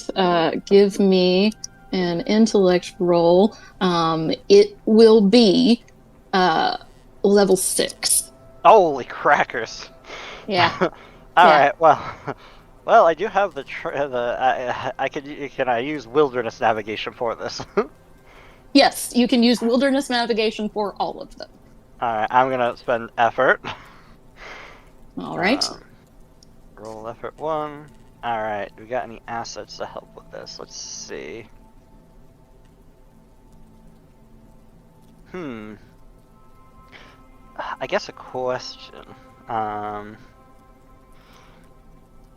If using that, let's say, would that be like, oh, I can see like mystical signs or trails or like a pathway that. See. I would say that what this will do is give you an idea of where the tree is. It will allow you to kind of sense the power of the tree, and will help you determine which direction it is. Oh, all right. Yeah, definitely would use that. I mean, it says 5, so 50 minutes. I mean, we're probably gonna be here longer than that, but it'll get us in a good start. I think is important. Okay. And after you use this, you feel like the tree is in the center of the wood, as any important magical tree would be. So it is going to be better to head into the wood rather than follow the creek. Ah, all right. So, yep. Josephine, as looking around, getting an idea, pulls up this glass bottle, opens it up, goes a little bit away from people and tells them not to follow, and tries to hide it somewhere within, the short thickets, and then comes back out and goes, "All right, I have an idea. Looks like it's at the center. I can sense it. I can sense the tree.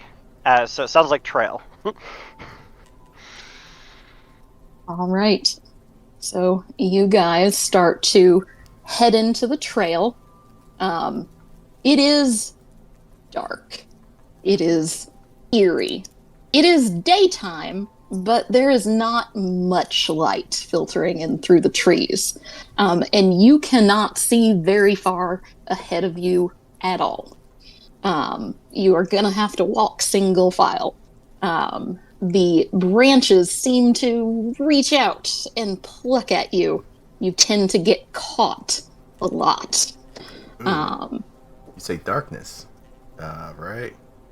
Yes. Oh, do you have dark vision? As I would just say, well, this is magical darkness, buddy. So Yeah, I magical darkness doesn't mean you can't see it through with dark vision only if it specifies otherwise. No. Oh, well, it's not a very good. good level. I guess it just rolls a d6, but if I It's use still this... so distance. The way it works, immediate is basically you're in melee range. Short range is up to about 50 feet. Long range would be up to 100 feet. So short range is still pretty good. Yeah, okay. I'll use this.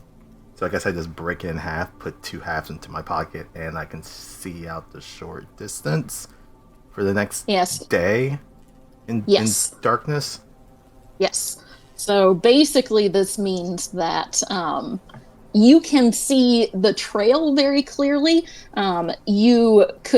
Nothing would be able to sneak up on you in the dark. Your vision is still blocked by the trees themselves. Right. So you still can't see very far. But at least light isn't going to be an issue for me, and I can kind of help everyone who's not able to see in the darkness to kind of navigate. Yes. Okay. Anyone got an electric torch or like a miner's cap with some light? No? Alright. Oh, well, hang on. I'm a miner. One second. Let me go see. Somebody's got a lantern and somebody's got a flashlight, I think. One second. I think I got a lantern. Yeah, I've got a lantern. We got lanterns. Let's pull them out. Lantern it up. Woo. I have a flashlight. There you go. I just have good perception. All right. So definitely there is enough light to see by. So you are doing fine there. You are heading into the wood, actually a fairly short distance in. You come to another intersection. Basically, the trail you are on sort of ends, and then it seems to branch off in 2 different directions. Which direction would you like to go? I would say that the veil lifter is still active, but this will be the last time you'll be able to use it. Alright. Well, definitely would like to use it if we got it. All right. So it's gonna be a level 6 to navigate all the way through. Ooh, yikes. Okay. I cannot help you. Alright, so am I making any checks right now? Yes. Yes, intellect. You will make an intellect roll, and it will be level 6. You've got an asset, and if you want to, you can use effort. Yes, we'll definitely use the effort. Alright. Anybody got anything to assist in this matter? No. Alright. Hold on a second. Harold helpful? Yeah, I'll use a point of intellect for good advice. Determining best way All right. to proceed, and I'll make your task eased by 1 step.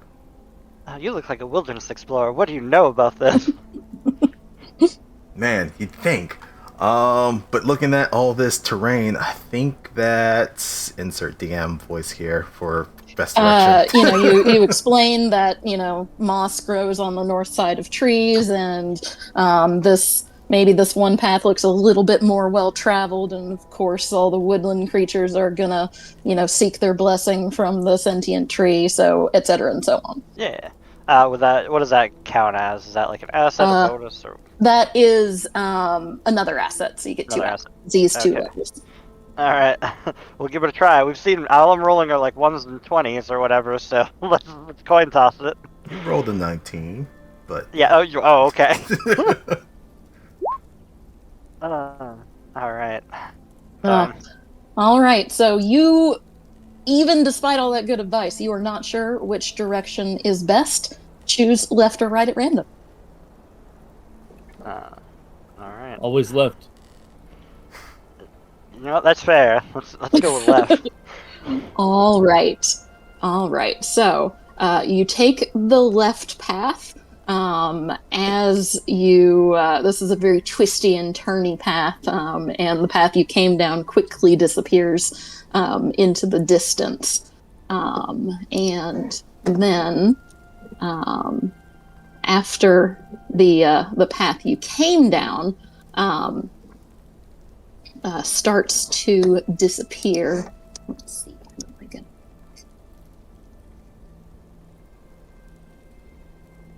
Who's lost your XP? Who's used it? I still have my XP. Yeah, I use mine. I also still have my XP. I have Okay, used mine.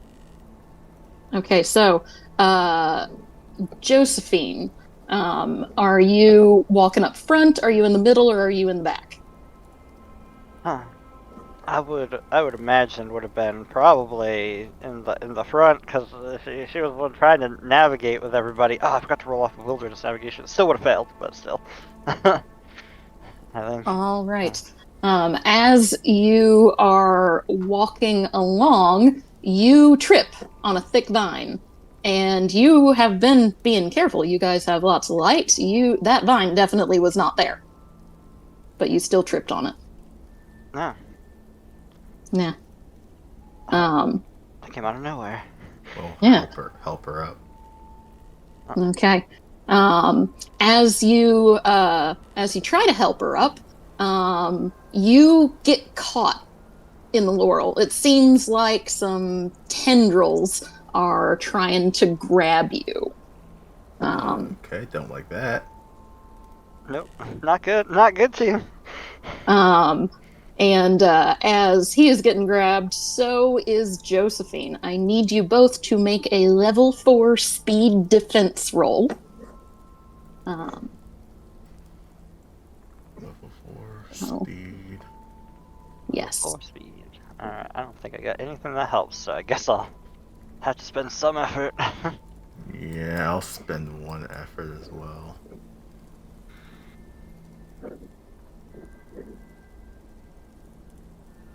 I think that's it. Hold on. If I have, as a skill, identifying plants and creatures, would it possibly be able to assist in knowing the right way to navigate out of identifying these creatures? I would say that might be able to help you break free if you get caught, but it won't be able to help you from getting caught. That's fair. Alright. Alright, I will make this roll then. Nope, just bad. Just bad rolls all night. No better. Yeah. All right. So tendrils are reaching out to grasp you both. You each take 4 points of might damage. I'm bloody. Yeah. Yeah. Well, remember, all of your pools count toward your damage. Yep. Well, my might pool is bloody. No, yeah. And I guess at this point we should roll initiative. Yeah, initiative in this system is very wibbly wobbly. It is mostly just, do the PCs go first or does the bad guy go first? So your enemy is essentially the forest itself. So you may go ahead and make some initiative rolls. I think where is it? It's basically just a speed roll, I think. Let me open a character sheet and see. Think so. Yeah. Yeah, so it's just a speed roll. I think one of you might be trained in initiative. I am me. Yes. I think you. What does that mean for initiative? Oh, that means untrained. Everybody is basically untrained. Okay. It just means that you don't have any bonuses to it. Where is the initiative? Am I blind? It's just a speed roll. There's nothing, specifically okay. about that. I have it as a skill at the very top of mine. Oh, I see. Oh, so I should roll that because I'm trained. Okay. What was the difficulty on this? It was 4, so you are looking for a 12. I got a 2. I didn't click it on the wrong way. Oh wait, I rolled the wrong thing. I think it's still a failure though. We do difficulty 4. Yes, difficulty 4. Then we click speed. Speed will do. I guess there's an initiative button somewhere. Did somebody find that? Yeah, oh, next to in the skill. Okay. Yeah, it was in the skills box. It won't let me click it though. It's got like a red circle with a bar through it. Okay. So Luke gets a minor effect, basically because you rolled a 19. There are special rolls. It is in the things to remember, kind of detail those. 17 is you get 1 extra point of damage, and 18 is you get 2 extra points of damage. A 19 is you get 3 extra points of damage or a minor effect of some description. A 20 is you can have 4 points of extra damage or you get a major effect. I am going to say in this, Luke's minor effect is that he was looking out and he is ready to help either Josephine or Zeke get out of the... you're basically ready to start tearing those away, and so you're ready to help them escape. Okay. All right. Oh, and also, what I just did by having the thing attack you, that is a GM intrusion. So, the person I attacked, which was Josephine, gets 2 XP, but then she has to immediately give one of them to someone else. Oh. Alright, probably the person who tried to save me initially. Who was that, Luthier? That was Zeke, I think? Zeke? Yeah. Yeah, there we go. I'm terrible at names. I'm sorry, guys. I'm the worst today. So what was that? Yeah, Another XP? Yes, another XP. Okay. All right. So then, let's see. Luke and Zeke get to go prior, and Josephine and Harold are after, and Luthier, we'll say you get to go before as well because you basically just meet it, so that's fine. All right, so Luke, Zeke, and Luthier, you can all go in any order that you would like. What would you like to do with your one action for this round? I would like to try and get out of the vines. All right, and go before you. well, you can. I'm gonna say that you can. Luke can use his action to help, and instead of just easing by 1 level, it'll ease by 2. All right, I'll do that. All right, this will be a might roll. It is level 4, but because it's eased 2 levels, it's level 2. Okay. Level 2. I have an edge in might. Let's roll. All right.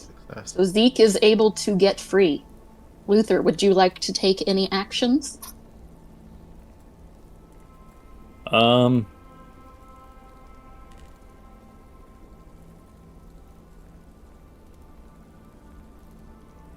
So is Josephine still trapped then? Yes, Josephine is still trapped. Okay, the only weapon I have is a pocket knife, so I don't know if that'll be of any use to get her out. None of my abilities seem super useful right now either. Yeah. So instead I want to keep an eye out on like the area around to make sure that I don't see any more vines looking like they want to grab anybody. All right. Probably a good idea. And of course, if anything tries, this will basically with you doing this, you're starting to see a few little tendrils sneak out, but you're stamping on them and they retreat back to prevent anybody else from getting grabbed. Perfect. All right. Then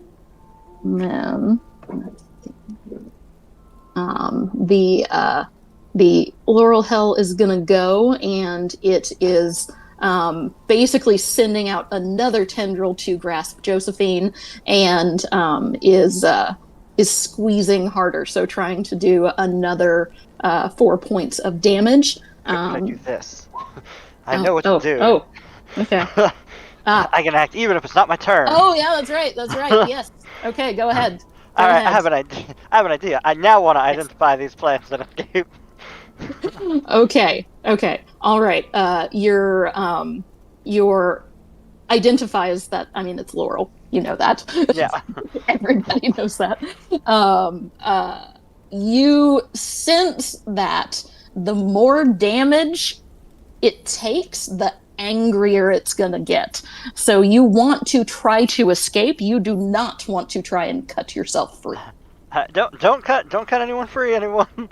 I would like to try to escape. This is It is a might roll. Oh, It is no. level 4, and you are hindered. Oh, I am hindered, huh? Yes, that is your know what to do special ability, so that you got to go before it. No, it says on your next turn. So like I go now, but on my next okay. turn. Oh, your next turn. Okay, sounds good. Didn't read that. Yeah. All right. Oh, So all right. So it's a might roll. yes. All right. Okay. And would I be able to use the identifying plants creatures? That's all good if the answer's no. What does it do? Can you post it up again? Sorry. It's just a skill. Like I'm trained. Oh, it's up to you yeah. whether Because Sure. you said like struggling, like so it's not like she's grabbing a pocket knife and cutting her way out. Like she's more like trying to like, all right, plant, just slipping through, just trying to like slide out.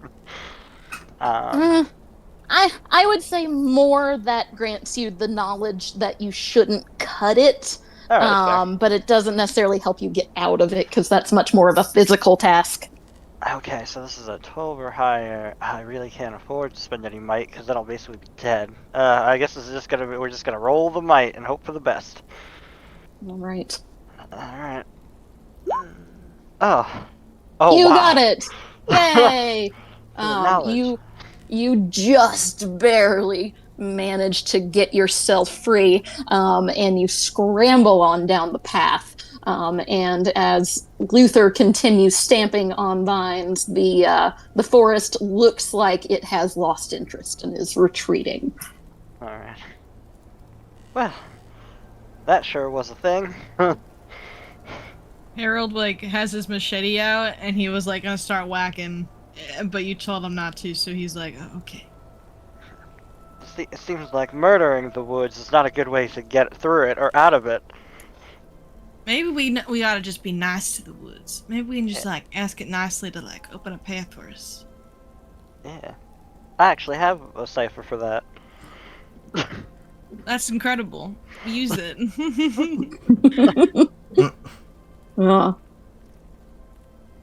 Okay. Yeah, that I would say this would help you navigate in here. All right. Let's see. Yeah, I mean, I'm willing to burn everything to get through these woods. And all right. I guess, you know what? Let's say that as the laurel retreats, it leaves something behind. Let's see what that something is. What? How do you roll a 0? Oh, because I did 1d0 instead of a 1d100. Oh, yeah. Oops. I was thinking 3 zeros before, but not a 1. Okay. Okay. Let me see what you get. Hang on. Let me find it.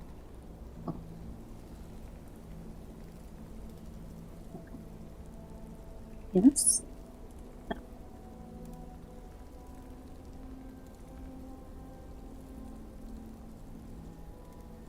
Okay. Okay. 23 is a charm of strength. Let me find that and post it for you.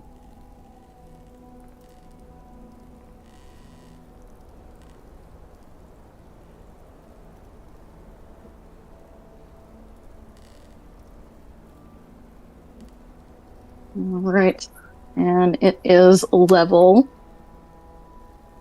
3. All right. Several small pieces of mountain quartz from a creek without disturbing the water's flow.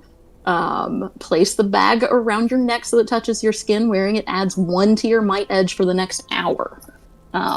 Whoever wants may grab that. Keep in mind that if you still have your maximum number of ciphers, one of them will inactivate, and we will determine which at random. Well, I'm about to use 2. I don't know if anybody's used anything else. No, And if you are weak, take you it. might benefit from some might edge. Oh, sorry. A question. Armor. How does that affect anything? Oh, it decreases the amount of damage that you take. Oh, so I would have only lost 3 because I have. Yes. I have like. Yes, if you have magic armor 1, then yes, you would have only lost 3. Sorry, I did not mention that. No, I didn't think that because I have. Nope, that's the wrong thing. That's not the thing I meant to click. That was already baked in. I have something else. I have like wrap. That's what. Dang it. Yeah. All right. So what was that? Dirk. So whatever your character's name. I'm so bad. Luke, you're saying something? Well, I don't think there's anything important. I can't remember what it was now. Oh, I'm sorry. No problem. It's probably some stupid joke. Fair enough. All right. I'll grab that, and if we'll figure it out later. I'll add it. Let's go, team. Okay. All right. You are heading on down. The path is twisting, it's turning. Sometimes you're going north, sometimes you're going south. But thus far, nothing else has branched off. Until you've been walking for, was it an hour? Was it a whole day? You've been walking for a long time. And then you come to another intersection. This time, there are 3 directions going off at once. Oh, God. Which direction would you like to go? Alright, well I guess we should use that gift of the green now, probably, unless somebody else has some thought. Was there anything to distinguish the 3 from each other? Or just completely, or was it identical? They look almost identical until somebody makes the check. Alright, sounds good. I'm not a nature guy. I like to make people feel better about themselves and punch people. Well, you can make me feel better about myself doing this stuff. Sure, I'll give you. I'll say good job. You're doing great. Thank you. These are all difficulty 6, if I remember. Yes, they are. I'll give good advice to try and help you out. Oh. Right. Deduct your cost. Yep. So you have asset 1. Alright. Oh, and I'm using that gift of the green. Yep, so that brings brings up another asset. Alright, 2 You have assets. asset 2. Yep, and wilderness navigation would help. Like, Yes. So that Alright. would ease it. Yes. all right. You've got Okay. this, no problem. Yeah, thank you. Oh, I do. Oh, you do? Yeah, you get a minor effect. So your minor effect is that in the distance, down one of the paths, you see a clearing in the woods. It is a very nice, inviting place. It looks like a place where you might be able to take a rest. Team. Gee, let me see. I don't know. Maybe that's what Z kind of helps point out. Like, see the clearing. That's the way you should go. That looks like a place where we can rest. Oh, you know what? Using the instincts and that information, I think that is the right way to go. And then, like, the crumbled leaf just kind of like blows in that direction too, and it's like, maybe we should go there. I think all the signs are pointing in that direction. Yeah. All right. Let's go to the clearing, team. All right. You go to the clearing. There is a peaceful air, and sunlight is filtering through in a friendly way rather than a menacing way. And anybody who wishes to may choose to take a rest here and regain some points. A reminder of the way you do that is you pull up your character sheet on the far right where it says recovery.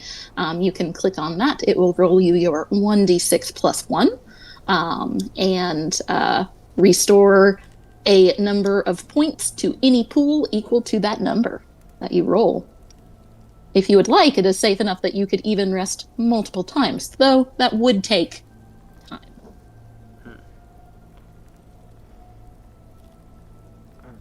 Well, I'd like to recover a little. Is this one of those, like, everybody has to do a rest at the same time, or No, everybody does not. You can choose to do a rest, and if you do not want to do yours, then you can save it for another time. All right. Let's give it a try. All right. Oh, nice. Okay, so is this it goes to only one pool, or it can be split up? It can be split up. Oh. I think I'll get back to full. Maybe? I'm Nice. gonna do a 10-minute rest. You Or do we don't feel have, like we don't have the 10 minutes? if you haven't used your one action rest yet, you use them in order, basically. Oh, okay, that's right. I was wondering. Okay. Yeah, because I know like each one of these is like a one-time thing that you can do. So it was like, Yeah. Okay. So Yeah, you I do guess have it to would use them in order. be- Okay, so here will be the one action. Nice. 4. Okay.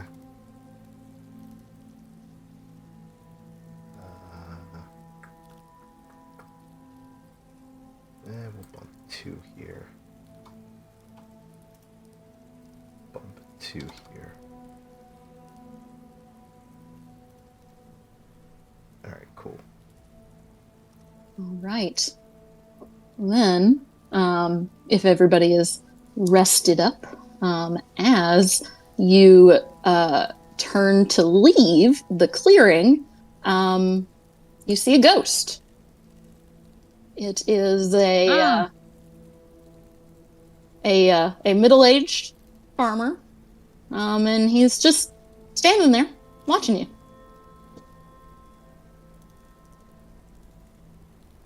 Would anyone like to do anything? Excuse me, can we help you? I don't know. Can you help me, or can I help you? It's not many people that come into this forest. Yeah, not many people do, then can't help but notice you're just kind of standing there watching us. You got a problem? No, I ain't got no problems. Yeah, I'll probably have a problem getting out of here. Ooh boy. But that can definitely be a problem. But I know a way. And he starts to walk off. You don't happen to be Jimmy, do you? Well, yeah. Hey, you see my hog? It actually wandered back out not long after you went in. That's how the story goes, anyway. Story, what story? A story about Jimmy's hell. Jimmy's what? Oh I've yeah, been they in here probably only wouldn't have 3 days. called you that. We probably wouldn't have Of called course it you that, though.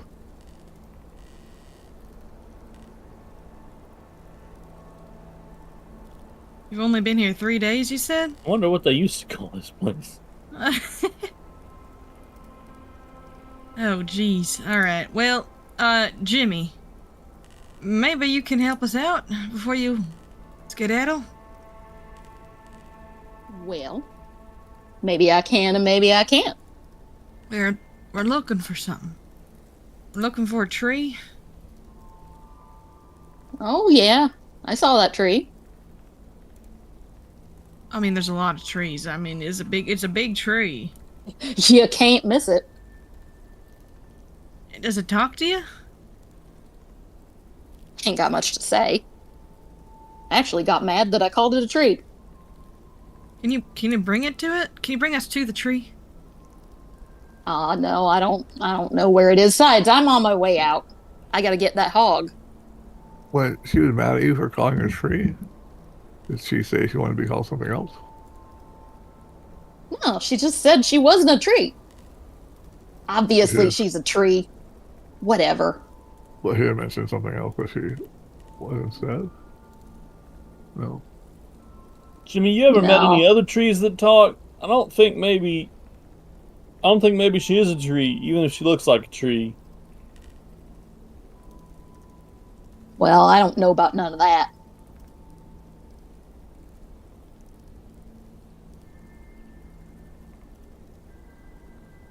Anyway, I gotta get out of here before dark. So, well, good luck. Well, good luck, Jimmy. I hope you get out of here. Oh, did you meet someone else walking around here at some point? I can't remember his name. I've seen a couple people, yeah. Yeah, I have. What about a Pollard? Luthier he was. Pollard. Well, I don't know none of their names. Usually they're running away from something. And well, they should. They ever say what they're running from? The forest. Of course, the forest. It ain't gonna let nobody out of here alive. Not unless you got the secret. And he taps his forehead. So you know the secret? Well, maybe I do and maybe I don't. Well, maybe you should tell her.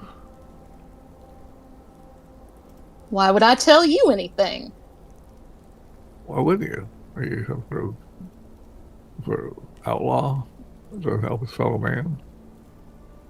Would you like to make a level 5 persuasion? A level 5 intellect roll to persuade him? Sure.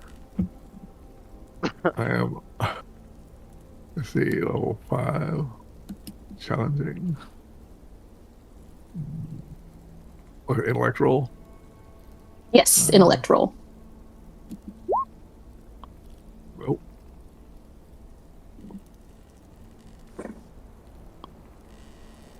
Well, you got me there. And he laughs and starts to head out. Hog tasted Anybody good. else like to try? Now, Jimmy, you said you've been here 3 days, but you also said you had to get out before night. And you also say you know the way out. Which one is it? He I reckon those aren't all true. he seems confused. You get the impression that he might not know he's dead. And as you start to point out the flaws in his argument, he starts to get angrier and angrier, and he's about to stomp off.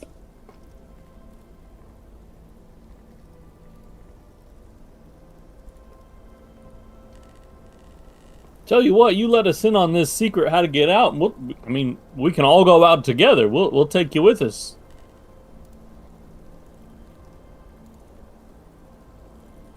I mean, he's got a point. Well- Safety in numbers and all that. Well, I'm already on my way, but I can tell y'all what you need to do. All right. I mean, go right ahead. Tell us. All right. If Zeke is using his understanding ability, you may make a level 5 intellect roll that is eased to level 4 and deduct 2 intellect points to use your ability. Do that. And success. Yes. All right. Well, all you gotta do is just give the forest something valuable. Something that's important to you. You just gotta write your names on it, and you bury it in the ground where you sleep tonight. And when you wake up, they'll let you go. What did you give up? What do you plan to give up?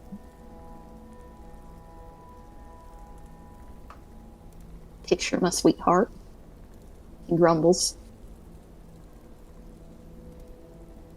I cringe because I know he doesn't make it out. Yeah. When did you find this information out, Jimmy? That tree told me, actually.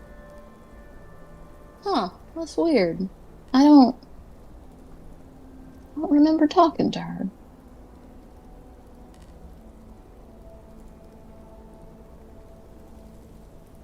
And he is actually at this point starting to fade away the more and more confused he gets.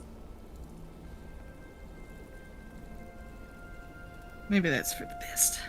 Yeah. All right. We sure that's right? What he's saying is right? I mean, he's still No. here.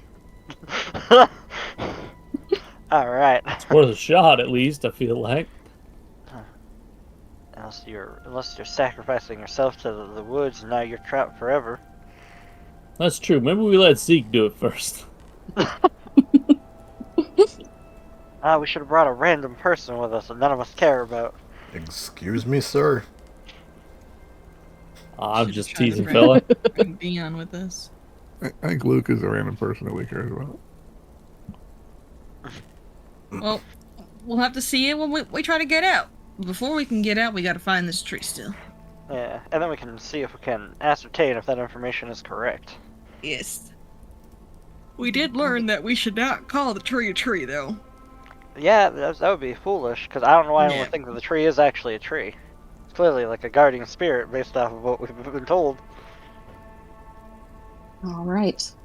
So as you guys start to head out of this clearing, the trail that you followed in is not there anymore.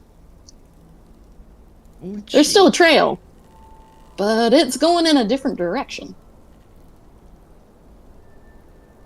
I want to go over to the nearest, laurel tree, or closest plant life. Mm-hmm. I'm gonna put a hand on it. Okay. Alright, Mrs. Forrest. We're just here to help you out a little bit. So if you could maybe show us the right direction, we'd really appreciate it. And I think your bark looks beautiful in this light. I wanna try to roll I don't know, a diplomacy on the wood. Yeah. I will say that is a level 6 intellect roll minus whatever benefits you might have. Fair enough. Okay. I think I'm gonna effort it, I think. So I'm gonna drop it down to my pool to 6. And then I'll drop it down to a 5, is that right? You decrease it by 3 to add effort. Okay, so it goes down to the 3. Oh no, Yes. I meant the difficulty. Oh, the difficulty. Yes. Sorry. The difficulty. Well, If so you, yeah, what you just, if you're adding effort, the difficulty goes down by 1. Your pool Okay, goes down by gotcha, 3. Gotcha. but there's a roll effort thing on the actions tab thing there. Roll effort on the actions tab thing there. Yeah. I don't. Is that the one? What Yeah, was it you under? can. Yeah, you would make it 1, and that would ease it by 1 level. So you would set the difficulty to 6 and do roll effort 1. Oh, I see that there. Okay, I see. All right, I'll do pleasant social interaction. There we go. Okay, and I think that would give you an asset, so you would make asset 1 as well. But you succeeded anyway, so you're fine. Alrighty. All right. So I as see. So trained, it reduces it by 1. Effort reduces by 1. Oh, okay. yeah. It all makes sense now. Basically, you want to add as many things as possible to get that number as low. Yeah, Yes. gotcha. All right, sorry. Continue. I tell you, sweet talk the wood. Okay. You do successfully sweet talk the wood, and a second path opens up. Would you like to take that path? I have no idea what's going on, gang. I think this is a good thing. My random navigation sense thinks that might be the way to go. All right, I blow the tree a kiss, and I'll motion for the new path. Okay. All right. You are, as you continue to head down that path, let's see.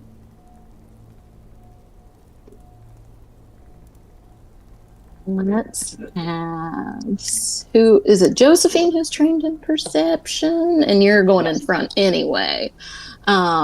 Let's have you make a difficulty 3 intellect roll, just as you're walking, for no specific reason. Okay. Is that including? Is that perception? Or Yes. is that separate? Yeah, it would be Okay. perception. Yeah. All right. Let's give it a try. Oh, I'm all over the place.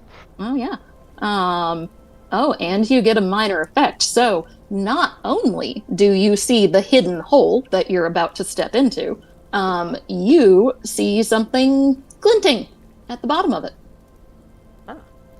Oh. In addition to some animal bones, and there might be a couple of human bones there too. All right. A team. Identifying a hole that might have some bones in it. Something's glinting. Anyone wants to stick their hand in there, grab it. We don't want to fall in it. How big a hole? Are we talking about, like, It is trap? it's a pit trap basically, yeah. So you would have to climb down into it and climb back up. That is not my skill set. But yeah, she points it out to everybody. I have some rope. If someone can hold on to it, I can go in there and grab it real quick. I'll hold the rope. Boy, we're surrounded by trees. We just tie that rope around a tree. You lower yourself in there. Not buying the woods. Yeah, don't feel like damaging the wood around here is gonna be very helpful. But yeah, I'll give one end of the rope to Luke. And we'll start kind of shimmying down there. All right. Careful. All right. This is, it's dirt walls. It is a little bit difficult to climb. It's a difficulty 0, of course, to get down into it. You don't have to make a roll for that. I would say it is a difficulty 3 to get back out. That is eased because you used the rope. But at the bottom, you find a $5 script coin and a level 3 charm of protection. Ooh. I found this charm and this coin. Seems like they should be useful. I'll put them in my pocket and then start climbing back out. He said it'd be All a right. difficulty 3 to get back out, but A down... difficulty 3, but you're using the rope, so you can make it a difficulty 2. Okay, and then I have an And that would be a edge in might roll. Yeah, and I have an edge in might, so difficulty 1. Just tie it underneath your arms. I love my rolls. Fucking You're doing re-rolling great. that. You're doing great. Yeah. I'll pull you up. I'll spend an XP to re-roll that. Okay, go ahead. Jesus Christ. There you go. Oh, and of course you got a major effect as well, but The duality, I- man. I sadly don't have a major effect to give you on climbing out of a hole. I'm He'll take a glad plus this that 14. 20 was on this.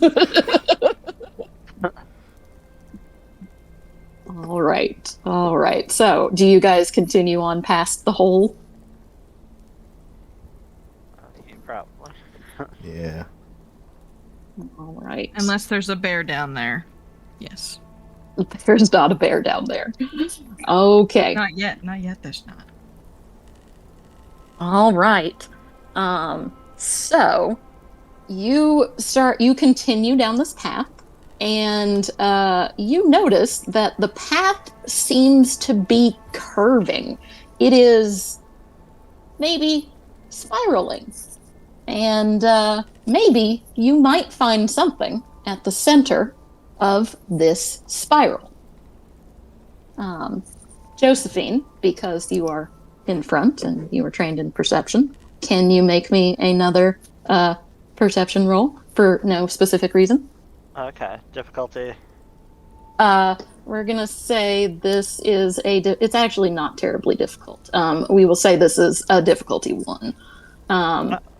Oh, but then you would be trained in that, so it's 0. So you don't even have to roll. You hear something crashing through the forest, potentially in your direction. Someone's crashing through the forest in our direction, T. Let's hide. Bear. You can attempt to hide if you would like. Yeah, let's quickly hide. All right. All right. The forest does not want you to hide, so I'm going to say this is a difficulty 4. Some of you are trained in hiding. If you are not trained, it would be a speed roll. Okay, I didn't mean to do that. I had effort attached to that. I didn't mean to. Sorry, I'm getting used to these drop down menus, keeping up with them. Yeah. I'll just re-roll it. Hang on. You said difficulty 4? Yeah, difficulty 4. We're still good. Yeah, I'm gonna put some effort into this as well. Alright. Alright, let's see if we can Well, trained in sneaking, is that the same as being trained in hiding? Yeah. Okay, 2 nat 20s in a row. I see how you are, game. Did everybody else manage to hide? Yes, everybody else is hidden. What difficulty are we doing? 4? 4.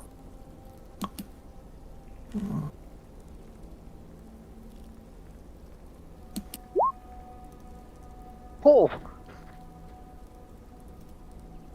You become ninjas. We are Yes. afraid. Yes. You have successfully hidden and avoided my last forest encounter. Congratulations. A giant bear? boar. Boar, not bear. Fun fact. A giant boar crashes through the forest in front of you. And in fact, because one of you got a 20, you can't, in the path that it left, you can actually see a gigantic tree. It somehow towers above the forest by 20, 30, 40 feet. And yet you cannot see this tree from outside it.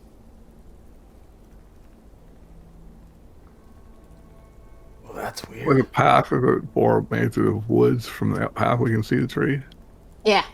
Okay. So you could follow the boar straight to the tree. Oh, the boar is heading to the tree or for away from the tree? Oh, sorry. The boar is heading towards the tree. Okay, and then with the path it's making, we can see the tree a little Yes. bit ways. Okay.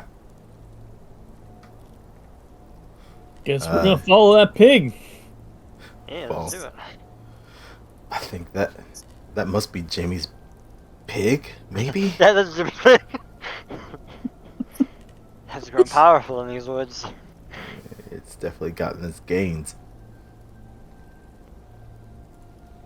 Yeah, I guess we All follow the right. pig. It's got an iron cannonball in its paw. All right, so you head up and now you are standing in front of a gigantic tree. To some of you, she looks like an ash tree. Others more like a red oak. To a certain few, maybe even a yellow poplar. But really, she might be some combination of all three. Or none of them. Her leaves shift inside the wind. Her bark undulates and peels and begins anew. It's hard to look at her, but hard to look away. You hear a voice in your mind. It is the voice of your grandmother's grandmother's grandmother. It is tired with the weight and worry of the world. She says, "Hello, mortals." And that's all. Hello, ma'am. It's nice to meet you. We've been hearing lots about you. My woods have been busy of late. That is true. I give her a very gently bow. Show respect to her. We came here because we were growing a bit concerned. We live nearby in town, and we think someone came here and did you a disservice. That man. And she seems much angrier, and her trees, her limbs start to shake menacingly.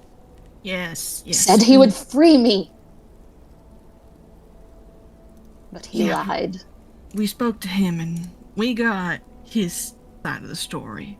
Anyway. We came to help you. What did you require to help free you? Well, I don't know. I didn't know anything. I was a tiny little thing. I was minding my own business, and then one day I became a seed. And then somebody planted me here. This conversation continues as she tells you a bit of her history. As this is happening, Luke, you start to hear something.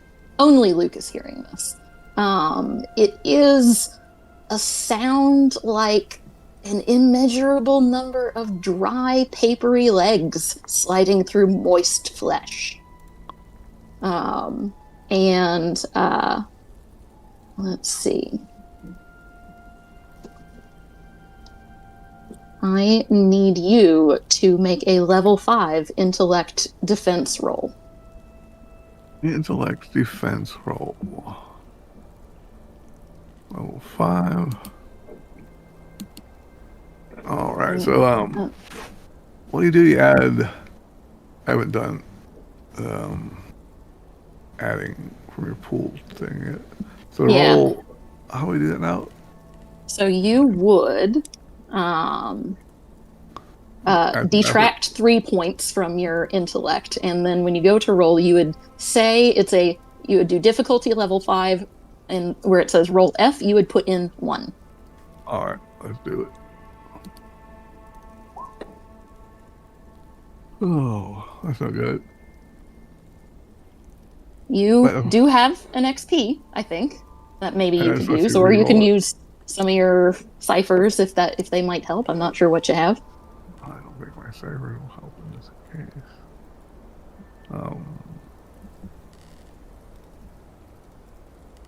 When you do use a cipher, does it take an action or something, or not really?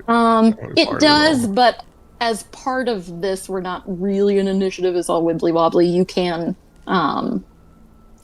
unconsciously grasp something in your pocket. Those kind of things. Spend my experience points to reroll that. Okay.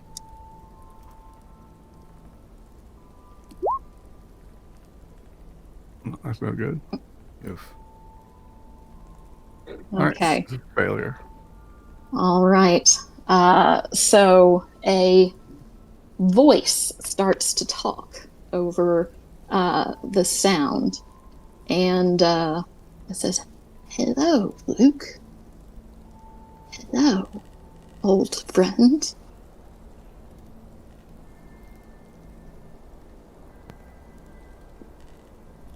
This is my. I'm just saying this out loud because I don't know. It's only in my head. I'll be like, I don't know who you are. I don't have any old friends in here. Oh, I have known you for a long time. It's been quite some time since we've met. Oh dear, I see. You have been in prison. Oh, so much regret. So much regret. I am sorry. I'm so sorry. Let me take it away. I can bring it back. I can bring him back. So that he never died. I can give you back your 10 years.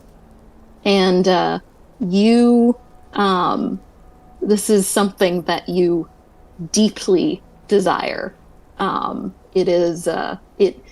fact, you get a vision of what your life would have been had you never accidentally killed that man, had you never gone to prison. And it was a fulfilling life. You would have achieved everything that you had dreamed of. And he offers you that. What are you, a god? You can't just make it unhappen. As this is going on, He's having this conversation out are, loud, right? yeah, he is talking aloud. What are you guys doing? Okay, well, I'm still flirting with the tree over here. That's all. Flirt with the tree. Yeah. Zeke was trying to listen to the conversation with the tree, but then hears that the conversation with Luke is not matching up with the tree whatsoever, and is gonna kind of turn to him and be like, "You okay, friend? What are you talking about?" Do I even hear him talking out in the real world, or am I just wrapped up in yeah, you would. Don't you hear it? There's some voice talking to me. As you say that, the voice hurries up. Free me, and I can give you that life. I will give it back to you. Just free me. I don't even know what you are. How would I even free you? And if you can bring back the dead, you should be able to free yourself.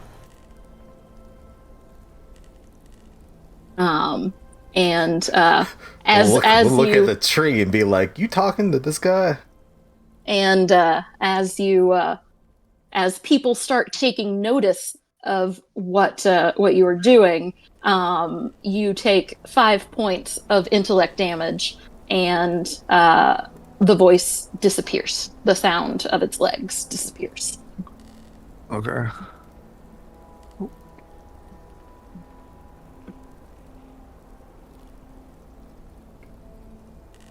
All right, put me at 0 intellect. Right. So if your intellect dropped to 0, you are now impaired. So you can check that on the thing. Although I believe you have an ability that lets you ignore impaired. Yeah. It's just a scratch. Just a flesh wound. A real bad headache. Luke looks at the rest of you. Didn't they think that maybe this tree was guarding something worse? I think there's something worse was just talking to me. I think it was just talking to me in my head. It definitely seems worse than a tree. That is true, and that is the tree now speaking into everyone's head. That's what's my purpose. There's a dark creature under my roots. I was here to cage it. But so long ago. I miss the muck. I miss the mud. all of these people coming to me, these animals. I want to be small, unnoticed. Well, what happens if you do escape? What happens to the evil that's under your roots? That's not my concern. I suppose it would go free.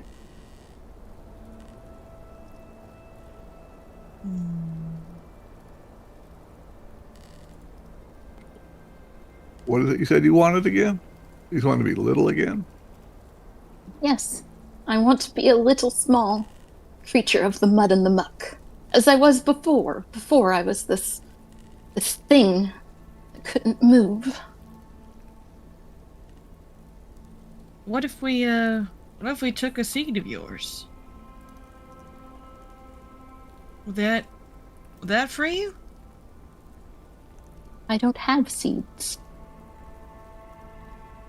I am the only one of my kind. I was made. I do not make others. Any idea who made you? I don't know. Someone powerful. And Go back to town and see if we can talk to Granny. I don't understand anything that's happening right now. What if we were to get rid of this evil that's under your roots? And as you say that, please make me a level 5 intellect defense roll. I'm just a boy. Leave me alone. Okay, so I think I have intellect defense. Yes, I am specialized? Yes, so that means that Nice. it is eased by 2 levels. Really? Wow. Oh, damn. Okay. I almost took that one too. I should have. Forget. So used by 2 levels. So 1, 2. So oh, I think actually if I roll it. Oh no. Okay. So I'm sorry. What challenge range did you say it was? 6 or 5? 5. 5. Okay. So if I roll it from intellect defense, I think it'll automatically It does. lower it. Yes. It does. Awesome. Cool. Okay. So as you rolled this, the creature, you begin to hear the many-legged sound of a horrible creature, and a voice whispers into your head, yes, free me. I am not dangerous. I will not cause harm. I will go far from here, and then this tree can be free, and your people will go back to normal. But you know it's lying. It is definitely going to murder all of you. All right, little under roots devil. Where are you? Come here. I'll show you what's for. Just got your shotgun up, turning around back and Oh my forth. God. Like, what in tarnation? It's like, it's all right. I got my boomstick. I got my Where you music, at? let's go. All right, Miss Tree. Can we not Miss Tree? I apologize, ma'am. What should we call you, by the way? I feel horrendous just calling you Miss Tree or something. A name? Yeah. A name. What a lovely idea. I've never had a name before. Well, do you have a preference? Because I can come up with one if you like. Yes, give me a name. All right. Well, if that's all right with you, we're gonna call you Shannon. If that's cool. Shannon. I am Shannon. All right, Shannon. So if this evil's under your roots, is there any way you can let us under there and see if we can take care of it for you? Well, I suppose I could try.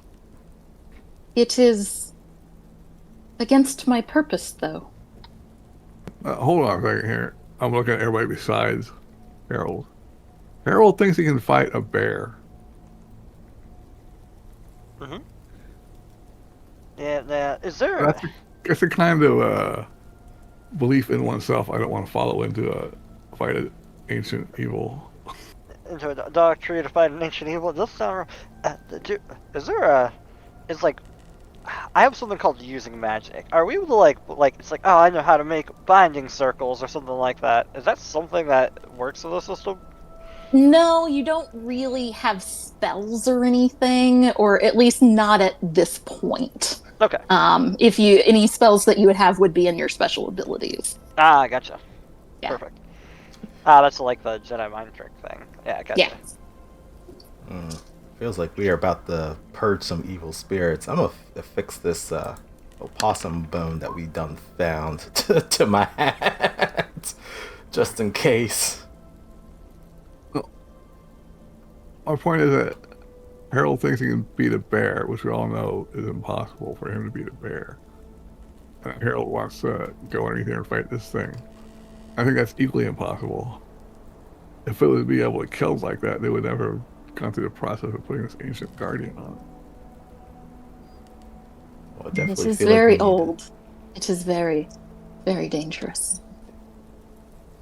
We Well, I'm definitely need to thinking deal of- with Has it it gotten somehow. stronger or weaker as time goes on?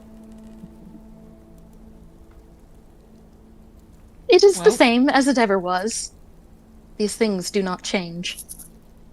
I came out here to help Shannon here, and I'm truthful in that. And if this is what it takes to help her, then I'm willing to do that.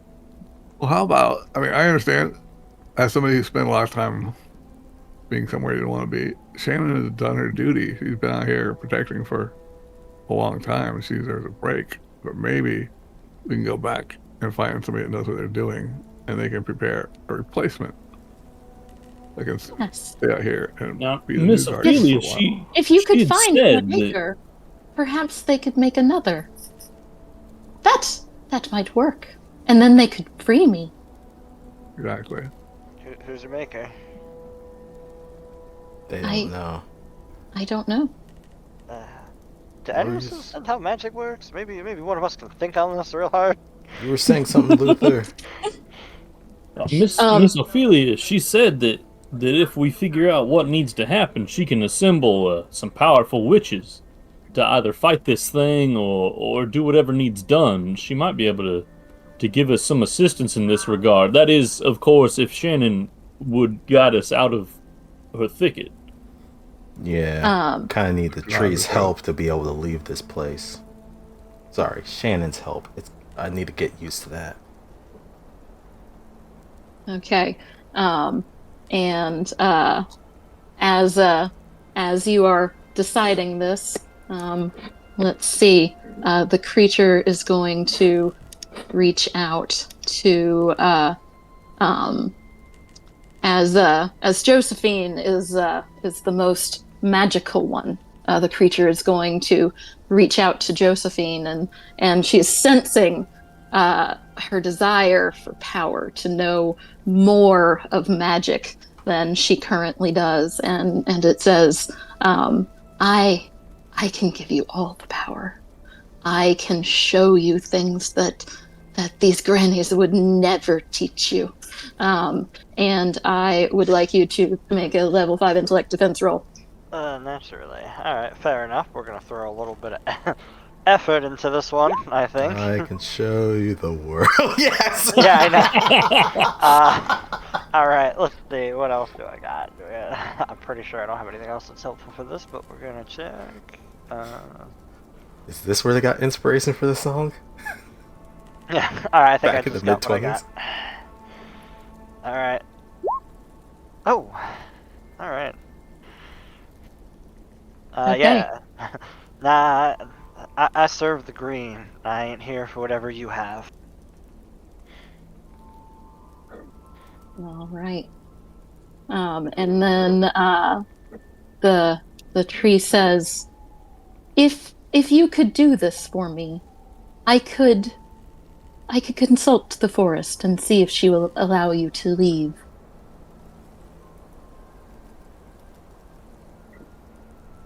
He does not like mortals, though. And let's see.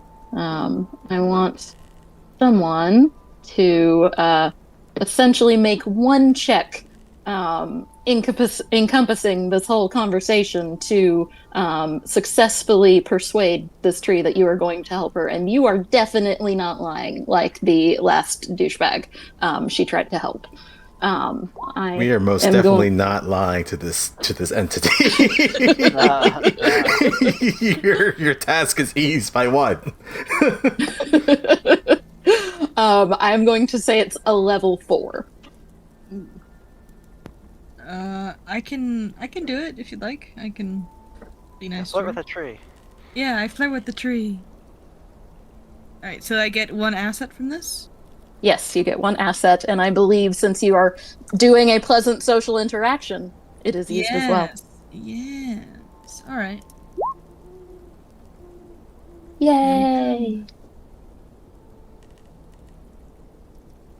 All right, and then as the tree is finally agrees to intercede with the forest to let you attempt to intercede, I should say, with the forest to let you leave. One last time, the creature reaches out, and I am going to roll to see if it's Zeke or if it is Luthier.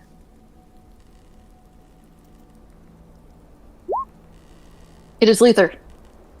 The creature reaches out. It might just be one more voice in your head, but as it gets louder, it blocks off all of the other voices. It's quiet, finally quiet. It is the first peace that you've had. It tells you that it could take it away. It could take all of the voices away, and you would finally know peace, and you could go back to your work. In fact, you could become. You could go farther. You could become the boss. You could talk your way into the boardroom. You would be wealthy. You would be famous. You would be powerful. Please make me a level 5 intellect defense roll. I don't think I have anything. Ooh, Or if you know you want that, you could choose to fail. Ooh. I'm just saying you could absolutely release this Eldritch. It doesn't statistically help this, like mechanically, but I feel like this is relevant. That's true. That's true. I would say that would ease the difficulty by 1. Because you are, in a sense, trying to detect falsehoods. All right, so that makes it a 3? A 4. Yes, a 3. Or, wait, no, it was Okay, a 5. and It would make it a 4. It would make it a 4. Okay. Yeah, it was a 5. All right, and then I'm going to put an effort on this. Yeah, I think that's all set up right now. And then this is an intellect? Yes. And then I have an edge in intellect. Does it factor that in automatically? It means that you use 1 fewer point. Oh, when I'm doing it. Yeah, okay. Yeah.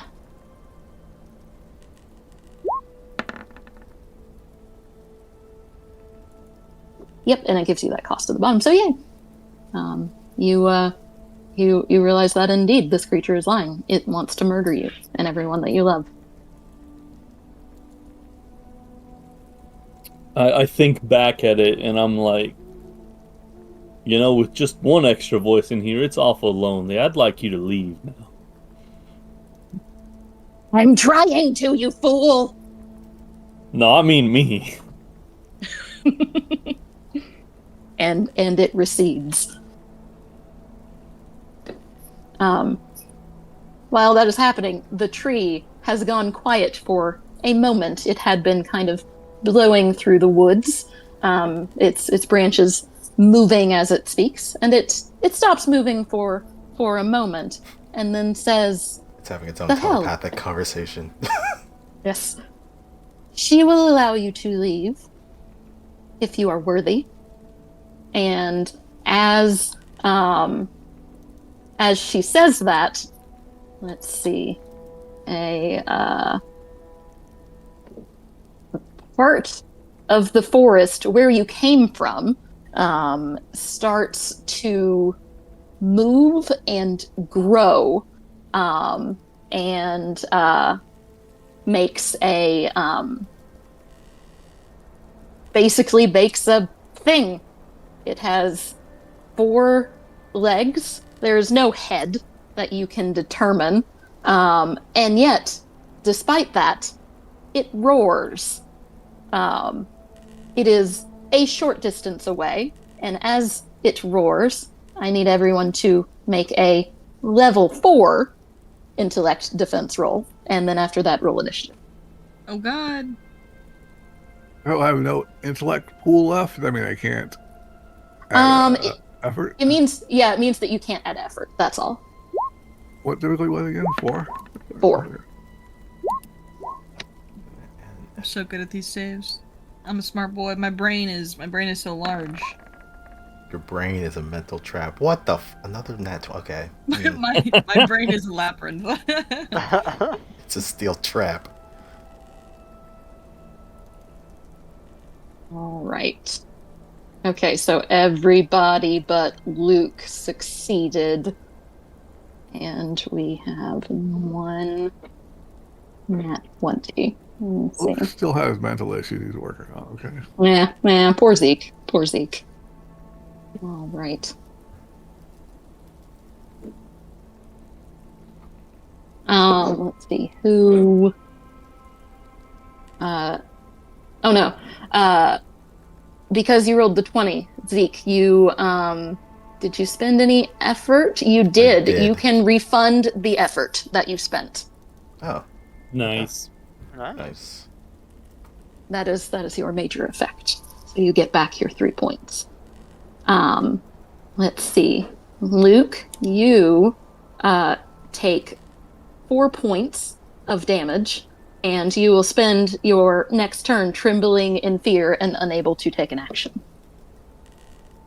Okay. I'm about right. Okay.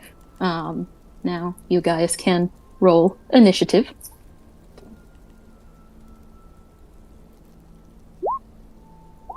Oh, I didn't set a difficulty. I did, but Yeah. Oh, What difficulty do we set this at? 4. 4. Okay. Alright. Failure. Oh my goodness. That's okay. Means, let's see. Luke, Luther, and Josephine all get to go first.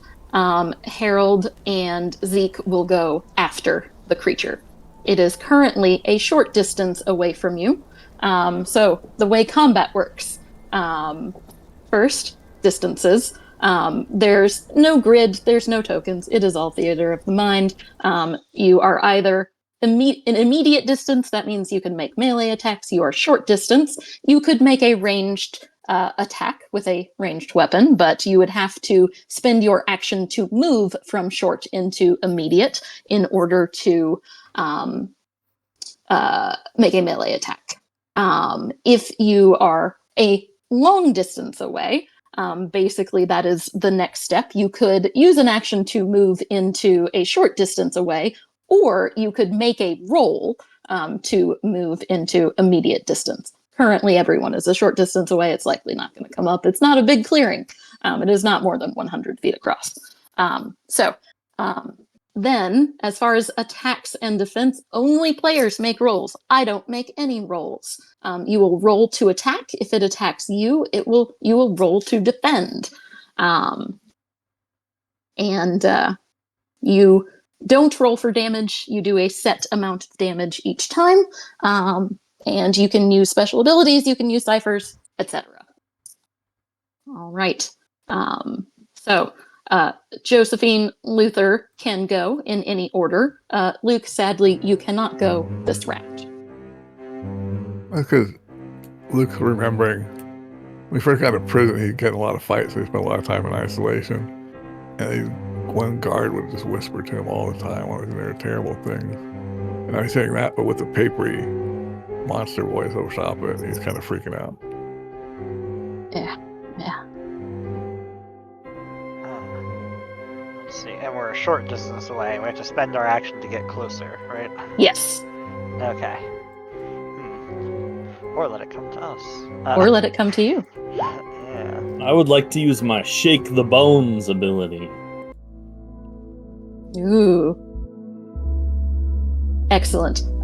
You will definitely. I will require you to tell me what you are saying, though. I sort of point at it and I'm like, "Foul creature, let us pass." It gets angry that you insulted it, but it does take damage. 2 points of might and 2 points of intellect damage. Some of its branches creak and break and snap off as you use your outside speaking voice.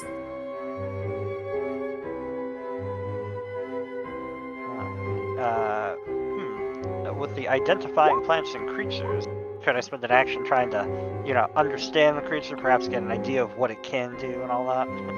Yes, you can do that. All right. It will be a level 4. Basically, everything with this creature is a level 4. All right, level 4, and I'll just use this. I assume it's intellect. Yeah. All right, we're just gonna see what we get. Oh, all right. Let's see. Very good. All right. Essentially, this creature is just a test of your strength. It is not special in any way, so it doesn't really have special abilities or anything like that, other than its roar that it already did. And so it's just gonna try and run up and wreck y'all. Oh, fair enough. I think this creature's just gonna roll up and try to wreck us all. You see that it's just rolling up its sleeves. It's like I'm about to get the punch in. Yep, she's holding Mr. Dessa's ceramic knife. I mean, if anybody wants to grab it off and use it, feel free. But she's got it in hand, ready to go. So yeah, that's what she does. Okay. All right. Let's see. Now the thing can go. It is going to run up, and let's see. It is going to attack.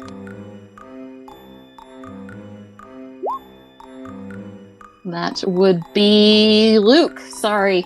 It sees that you're vulnerable, and it knows to go for the throat. So, Luke, make me a speed defense roll, level 4. Defense roll level 4. And it is basically just running up and tackling you.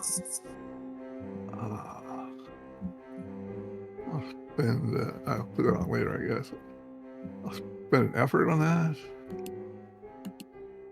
And I've done automatically here. Yes. Nice. Success. Very good.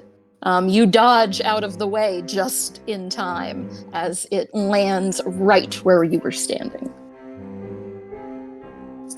All right. Now, Harold and Zeke can go. It is in the middle of your group. It is in immediate distance. All right. Shotgun.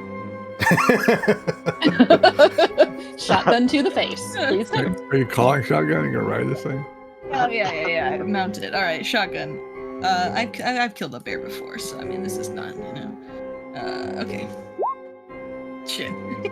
Oh, your gun jammed. Your gun jammed. Damn Oh it. no. It was difficulty 4, right? I said it before. Yeah, it was difficulty 4. Okay. Well, I just warming up is all. Warming up. All right, I That's got my action. I got me hatchet. I take it out and I take a swing at this creature. Oh. Oh no. Oh no! I am using an EX to roll at. Okay, still Okay, failure. well you missed, No, but nothing intrusion. really bad happens. I'll take that. Yeah. Okay.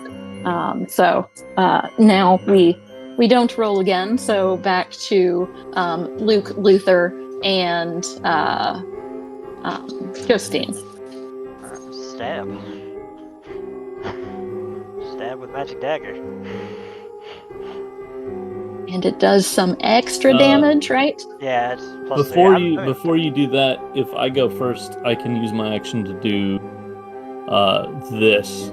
So everybody close to me, it'll ease all of your attacks and your defenses.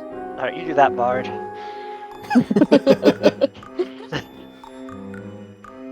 All right, go ahead. So yeah, that's what I'm doing for my action. Okay. Does using a cipher cost an action? It will say if it does. Usually, yes. It would say. Alright. I don't know. I just copy pasted what you had in the thing. Let's see. It's an artifact. If you were just using it to stab. I was that, talking yeah, about that. yeah. Yes, it would be an action to put it around you. Oh, okay. So yeah, no, we'll do To that pull then. it out and wear it. Alright. In that case, just, stab. All right. Alright. In that case, I made an attack. Would this just be might, or is it like, I'm being quick, or do I describe how I'm attacking? You actually can choose whether to do might or speed for your attack. Alright, we'll do speed. Use some effort, then that will bring that down to this. And then, alright, we got effort, and then there was a bonus from, what would that be? Is that like an asset? Yeah, that would be an asset. Okay. Alright, so, here we go. Let's see if this thing does what I need it to.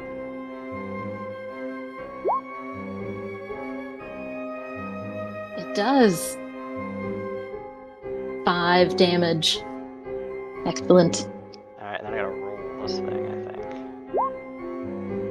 Alright. All right. It rears back as you sort of stab into the middle of it. It looks pretty badly hurt. Yeah, Miss Odessa trusted this with me, and I've got it. And just stab, and then it rears back, and then just be like, tries to cower behind someone because she's not very strong.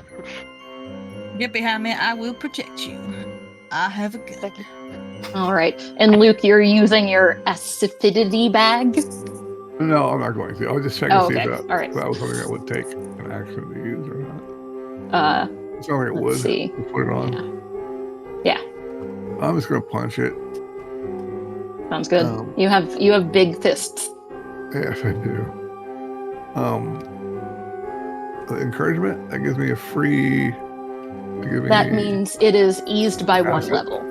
Yeah, it gives you an level. asset. Okay. Typically 4 to start with. Yes.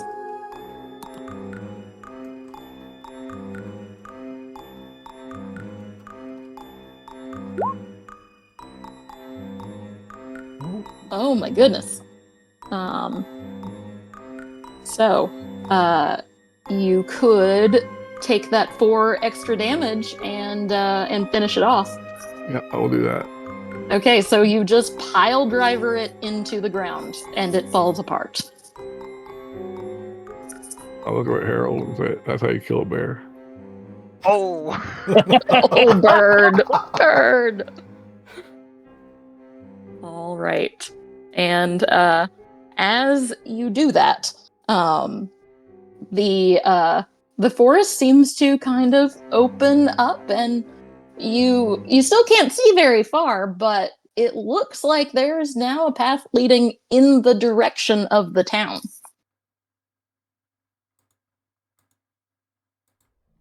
Was that the ancient evil that we just killed, or was that something else?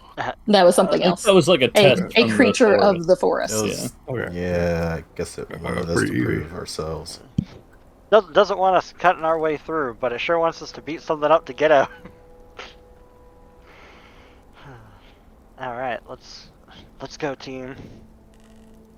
I think this is the way we go. Points towards the open path. Well, that's what I was doing the whole time, so it makes sense. Alright, my wilderness is telling me this is the way to go. And we do, I hope. Yep. You do indeed. All right. So, and as you exit the forest, you find that the curse is lifted. As you step out, Zeke's hair has gone back to normal. His head is clear. And as you head into town, the oppressive atmosphere has completely dissolved. Everyone is celebrating. Guess we didn't need the fiddle after all. No, you didn't. But well, actually, if you had failed to convince her, she would have explained that you could have lifted the curse without helping her by burning the fiddle. Oh, well, that wasn't gonna happen. Yeah. Yeah. I mean, I think we immediately get together, Miss Ophelia, and be like, "All right, we need that council of witches you talked about." Yeah. Summon the witches. Gather Summon the the witches. Gather your witches. Gather your witches. Your magic knife was very handy. Here you go. Yes. Witches assemble. Yes. Summon the witches. I And guess we'll explain the whole situation to Miss Odessa. I was not talked to by this creature, so I have no idea what the hell it was saying to you guys. I mean, I don't know if the others want to share with you what they experienced. Yeah. It promised ultimate power, but I resisted. You're lucky, friend. You didn't hear it. They might One be- less nightmare for you to have.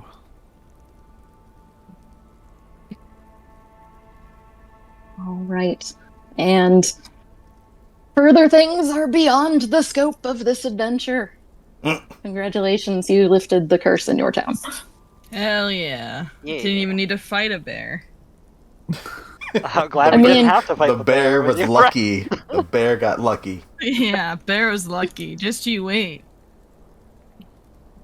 If you want to go out on the bears, Don't you make me jam my gun at you, bear? Yeah. I got excited for a minute. I thought you were going to fight the thing. It said you would probably die, but you could. I would have done it. I would have been in, dude. I thought it I was think it's a terrible. level 7 creature. Yeah, it's a level 7 creature. We could have taken it. I mean, base alone, we technically, like, without any bonuses, we would not be able to do anything to it. Because that would be, what, Yeah. DC 21 on a D20? Yeah. Pull the sword from the stone. We could have done it. Yeah. I love Oh, this this is really fun. confidence. We could've- Yeah, I All like right. this system. This is really interesting. Yeah, I think it's so cool. I like the idea of like trying to like lower the difficulty with bonuses and training and aid. Mhm. Yeah. And it really doesn't save that much on the math, I guess. But at least you don't have to remember to add things up. Yeah, I like how the DM can set the difficulty, and Yeah. I think that's And then it's up to the players to try and make it easier on themselves. Yeah. Kind of gotta narrate too. So like you are describing why something is or isn't useful. Yeah. So it's not like it's just like I Mhm. guess I'm gonna add my greatsword bonus. It's like no, you're.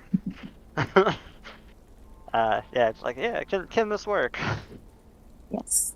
I had some fun abilities we didn't to use, but like there's some like Yeah. cool ones in here, and the what were they?